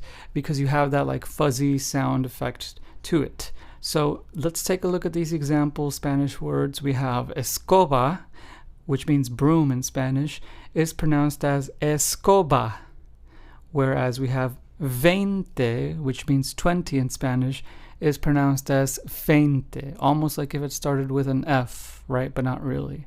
So that is the distinction between the Spanish letters B and V. You can hear the difference. Then we have the two R's, right? We have R and R. So in the second R, you can hear I clearly rolled my tongue, right? I clearly rolled my R's. And that is the main difference between these two, is that in the first R, the single R, you don't roll your R's, while in the double R, you do. For example, let's take a look at this. We have the words estar, which means to be in Spanish. It's just pronounced as estar. You don't even have to roll your R's there, you roll your tongue. But then we have the word guerra, which means war, and is pronounced as guerra. So as you can hear, I had to roll my R's here since this word has two R's. That is the main difference between these two. And then we have the two L's and then the Y. So doble L and Y. These two are also similarly pronounced in Spanish, as in they both have the Y sound found in the English word yellow. For instance, let's take the words lleno, which means full in Spanish, is pronounced as lleno. Then we have the word pollo, which means chicken in Spanish, is pronounced as pollo. Notice how in these two words we have two L's. For the first one, we have the two L's at the beginning, and then for the second word, we have the L's near the end, lleno and pollo. Notice how in both of those, the two L's sound like a Y in English. Lleno and pollo. Then we have the word ayer, spelled A-Y-E-R, which means yesterday in Spanish, is pronounced as ayer. Again, same sound as the two L's, right? Doble L, the Y, the Y, also has that Y sound. So just know that the two L's and the Y both have the same sound in Spanish. Okay, so great. Now it's time to talk about the vowels and their pronunciation in Spanish words. We have 5 vowels in Spanish: A, E, I, O, U, and they also vary in their pronunciation compared to English, of course. So let's start off with the first one, the letter A, which would be the letter A in English, and it is pronounced with the A in the English word aha. So let's take an example Spanish word that uses this. Let's take the word antes, spelled A-N-T-E-S, which means before. It is pronounced as antes and not and-tis or and-tis, right? It's pronounced antes. So as you can hear, the letter A has that kind of full-voiced mouth sound. Then we have the next 2 vowels, the letters E and I. So the letter E is pronounced as the E found in the English word behave, and the letter I is pronounced as I found in the English word be. So therefore the word pie, which means foot in Spanish, is pronounced as pie and not pe or pie or pie, right? So just remember that. And then we have the vowel O, the letter O, which in English would be the letter O, and it is pronounced similarly to English, but more so with the O found in the English word cope as opposed to O. So remember, the difference in pronunciation is distinct, subtle, but still distinct. So we have O in Spanish and then O in English. So remember, it's more like O in Spanish. So therefore, the Spanish word oso, which means bear in Spanish, is pronounced as oso and not oso. And then lastly, we have the vowel U, which in English would be the letter U. And it is pronounced as the U found in the English word ooze. So therefore, the Spanish word punto, which means point, is pronounced as punto and not punto, as you probably would assume in English. This vowel can also be silent, and we'll get to that next. So now, for the last part of this Spanish pronunciation video, let's talk about silent letters in the Spanish language. The letter H in Spanish, which in English would be the letter H, is always silent in Spanish. So let's take some Spanish words to demonstrate this. We have the words hambre, which means hunger, hombre, which means man, helado, which means ice cream, and hija, which means daughter. So as we can hear in all of these, hambre, hombre, helado, hija, the H is completely silent, and the pronunciation of each word begins with the second letter. This is also the case for words in Spanish that don't start with the letter H or H. For example, the Spanish word ahora, which means now. Notice how this word doesn't start with the letter H, but we still make the H silent. It is pronounced as ahora and not ahora, right? So remember, the letter H is always silent in Spanish when pronouncing it in words. Alright, and lastly, let's get back to that vowel, the letter U, or in Spanish, U.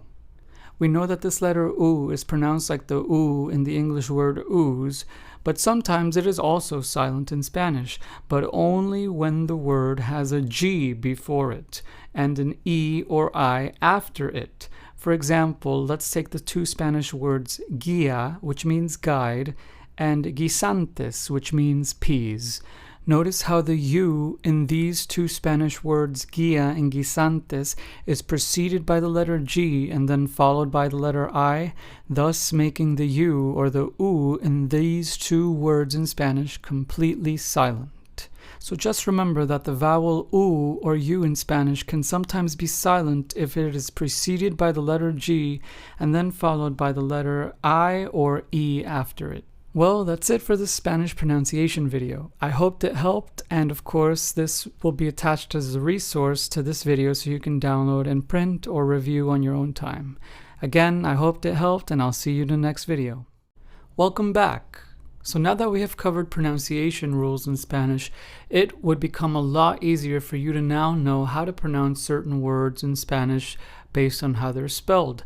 remember that the proximity of letters to each other modifies the way the word is going to be pronounced and what letters will be pronounced as well. But now it's time to now put that all together into actual phrases and greetings in Spanish, which we will talk about in this video. Because of course you can learn all of these technical rules and so forth, but if you don't have any real, phrases or greetings and the like to actually implement them and help you practice how to speak, it's basically pointless. So the whole goal of this course is to actually get you saying sentences, your very own sentences in Spanish. And what better way to start doing so than by learning some basic greetings and commonly used phrases. So as always, attached to this video will be a list of phrases and greetings that you should know in Spanish to get you sounding like a native speaker. These phrases will also come in handy whether you're speaking to a native Spanish speaker, visiting a Spanish country, or just are trying to expand your vocabulary. Every Spanish learner should know some phrases and some greetings, especially if you want to introduce yourself, ask someone how they're doing, and so forth. So this list of Spanish greetings and phrases that I will be attaching to this video as a downloadable resource will be separated into categories and themes so that way you know under which category and situation you should use each phrase or greeting. Let's talk about some. I'm not going to mention or cover all of them in this video because then this would make the video very long, but you should now know or have an idea of how these are pronounced due to now knowing the Spanish pronunciation rules. And of course, you can always also use, an online translator to give you an idea of how, the phrase sounds. But of course, we want to make sure that we also know our Spanish pronunciation rules as well. So some commonly used Spanish phrases that might come in handy to you are some introductory phrases, right? If you're trying to introduce yourself to someone, you might want to ask someone, ¿Cómo estás? Again, ¿Cómo estás? This is a phrase and a question that we have seen before in a previous video, right? And it means, how are you? We also have other expressions and phrases like, mi nombre es, or yo me llamo, which are two different ways to say my name is. And then we have other words like gracias, which means thank you, de nada, which means you're welcome, and disculpa, which means sorry.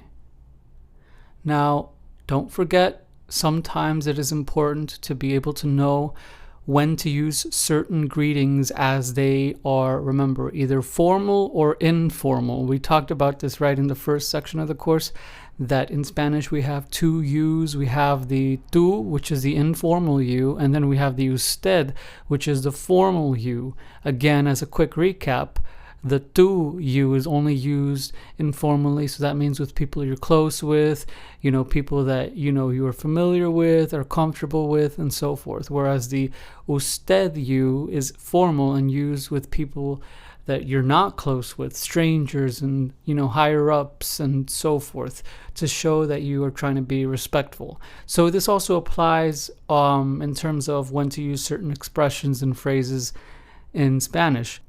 Let's bring back that ¿Cómo estás? Question again, and then below it add ¿Cómo está? So as we can see here, we have two variations of the question ¿Cómo estás? We have ¿Cómo estás? At the top, and then ¿Cómo está? At the bottom. These, of course, both mean how are you in Spanish. But now the difference is what? Well, the conjugation of the verb, right? Notice how we dropped the S in estás for the second one. Why? Because the second one, ¿Cómo está?, is conjugated in the usted subject pronoun, in the formal you.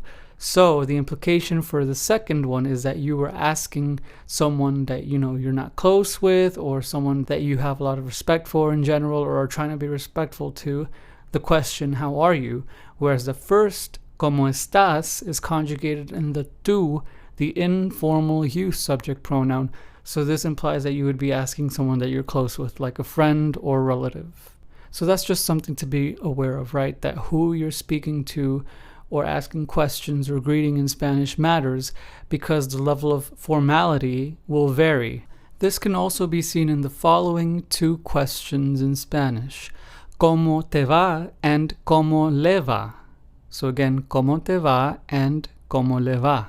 So in the first one, we are using te, right? And we know, based on section 2 of this course, when we cover these pronouns, that te is derived from the tu subject pronoun. So this question, ¿Cómo te va?, which translates to in English, how is it going, is being asked to someone that the speaker is close with or familiar with. Whereas the second one, ¿Cómo le va?, we are using le here instead of te. So this is an indirect object pronoun. And again, based on what we covered in section 2, we know that le derives from the usted subject pronoun, which is the formal you. So in this question, ¿Cómo le va?, which also translates to how's it going, the implication is that it is being asked to someone that you're not close with or someone you're trying to show respect for, like, an elderly person, or again, someone that is higher up, or someone that you're just a general stranger to, and so forth. And one last thing that I wanted to mention is, again, don't forget the difference between ser and estar, which both mean to be, because these also affect how the meaning of the phrase or question you're asking changes. So let's say someone asks you, ¿Cómo estás?, right? They would be asking you, how are you? But then let's say someone asks you, ¿Cómo eres?.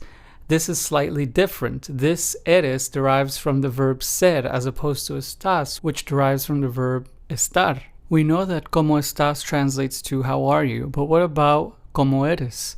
Well, ¿Cómo eres?, translates to how or what are you like? What are you like as a person? What are your personality traits or your characteristics or your, typical behaviors and the like? So you see why it is important to, again, remember the difference between ser and estar. 3 greetings that will also come in handy to know are, of course, these following 3.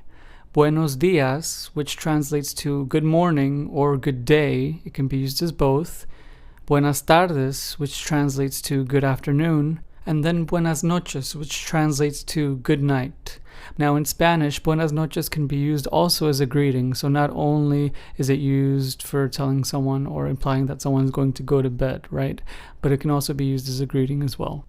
I hope you find this resource full of greetings and phrases in Spanish useful to you, and I'll see you in the next video. In this video, we will learn about possessives in Spanish. Now you may be wondering, what are possessives? Well, we have these in English too when we say things like mine and yours and so forth. Possessives are meant to show or indicate that you own something or that someone else owns something. An object, a belonging, and so forth. So anytime we're trying to indicate ownership, we use possessives. We have these in English too, and of course, we have these in Spanish as well. So to get you to be able to state or make sentences using possessive words to indicate to your listener or reader that you own a certain thing or that they own a certain thing, we must use either a possessive adjective or a possessive pronoun. And we'll talk about the difference of both in a second. So attached to this video will be a chart with both of these so you can see what they look like separated and with what subject pronouns they are associated to. Because much like in English, when I say mine and yours, you can already assume who I'm talking about, right, as a subject. Like when I say mine, I'm clearly talking about myself, I. But if I say yours, I'm talking about you. We have these as well in Spanish. This is how possessives work in Spanish as well. They are tied to different subjects, and each one looks different because they are attached to different subjects. Okay, so let's first start off with possessive adjectives. So let's lay out our Spanish possessive adjectives chart. So let's first start off by laying out our 5 subject pronouns, of course, yo, tú, él, ella, usted, ellos, ellas, ustedes, and nosotros y nosotras. So when we talk about possessive adjectives in Spanish and possessive pronouns, as we'll see later, they are split up into 2 categories, singular versus plural. So of course this is important to memorize because of course there are singular and plural nouns that we can refer to in Spanish when we're talking about possessing things, right? So that's why these 2 exist. But we must split them up in order to remember that there are 2 different versions, and they're pretty simple to remember because much like in English, you just add an S to the end to make it more than 1, or plural. Alright, so let's get to it. So for the Spanish possessive adjectives, for the yo subject pronoun, we have the singular mi and then the plural mis. Then for the tu subject pronoun, we have the singular tu and then the plural tus. Then for the él, ella, and usted subject pronouns, we have the singular su and then the plural sus. And then for the ellos, ellas, and ustedes subject pronouns, we also have the singular su and then the plural sus yet again. And then lastly, for the nosotros and nosotras subject pronoun, we have the singular nuestro and nuestra, and then the plural nuestros and nuestras. So for this subject pronoun, we can see that there are two in each, right? Two in the singular and two in the plural. We have an O and an A ending for the singular, and then an OS and an AS for the plural. This basically means that there is the masculine and feminine version of each for the singular and the plural possessive adjective for the nosotros subject pronoun. So now what do these mean? Well, basically these all imply possession, but let's talk about the definition of possessive adjectives. So possessive adjectives, these that we've just named here in this chart, can be translated as my, your, his, her, our, their, and so forth. Possessive adjectives always go before the noun and do not replace the noun, which is the object or thing being owned. For example, let's take a look at this. In the Spanish sentence, mis zapatos son rojos. This translates to my shoes are red. So as we can see here, at the beginning of the sentence, we use the Spanish possessive adjective mis, which translates to my. So as we can see here, the possessive adjective that is used in this sentence must address the subject you're referring to, meaning the subject that is doing the owning or the possessing. The possessive adjective must also agree in number or amount with the noun it is referring to. So therefore, since the noun in this sentence, zapatos, or shoes in English, is a plural masculine noun in Spanish, the possessive adjective must reflect this, which is why we used the plural mis possessive adjective as opposed to the singular mi, because there's more than one shoe being owned. On the other hand, possessive pronouns are different from possessive adjectives in that possessive pronouns always come after the noun in a sentence. For example, let's take the Spanish sentence, la chaqueta es tuya, which translates to the jacket is yours.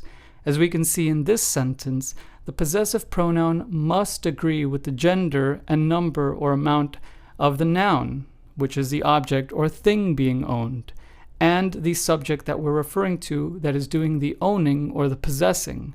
In this example, we used the singular tuya possessive pronoun, which derives from the tu subject pronoun. So therefore, this is an informal sentence because we know now that this possessive pronoun derives from the tu subject pronoun, which is the informal you in Spanish. In Spanish, possessive pronouns are usually found at the end or used near the end of a sentence, but they can also be used anywhere else as long as they follow and come after the subject and the verb. Alright, so now to close this video off, let's just bring up our possessive pronouns chart in Spanish so we can see them all laid out and see what subject pronouns each one is associated to. And you'll see, much like the possessive adjectives, there's also a singular version and a plural version for each one. So now let's start off by naming our 5 subject pronouns. We have yo, tú, él, ella, usted, ellos, ellas, ustedes, and of course nosotros and nosotras. So now let's start off with yo. So for the Spanish possessive pronouns, for the yo subject pronoun, we have the masculine singular mío, and then the feminine singular mía, and then we have the plural masculine míos, and then the plural feminine mías. These all have accents on the I. And then for the tu subject pronoun, we have the singular masculine tuyo, then the singular feminine tuya, and then we have the plural masculine tuyos, and then the plural feminine tuyas. And then for the él, ella, and usted subject pronoun, we have the singular masculine suyo, and then the singular feminine suya. And then of course we have the plural masculine suyos, and then the plural feminine suyas. And then for the ellos, ellas, and ustedes subject pronoun, it is the exact same thing. Suyo, suya, and suyos, suyas. And then lastly, for the nosotros and nosotras subject pronoun, we have the masculine singular nuestro, and then the feminine singular nuestra, and then the masculine plural nuestros, and then the feminine plural nuestras. So there we go. Just like that, we have learned about possessives in Spanish, possessive pronouns and possessive adjectives. These charts will be attached as resources to this video to help you study and so forth. I hoped it helped. See you in the next video.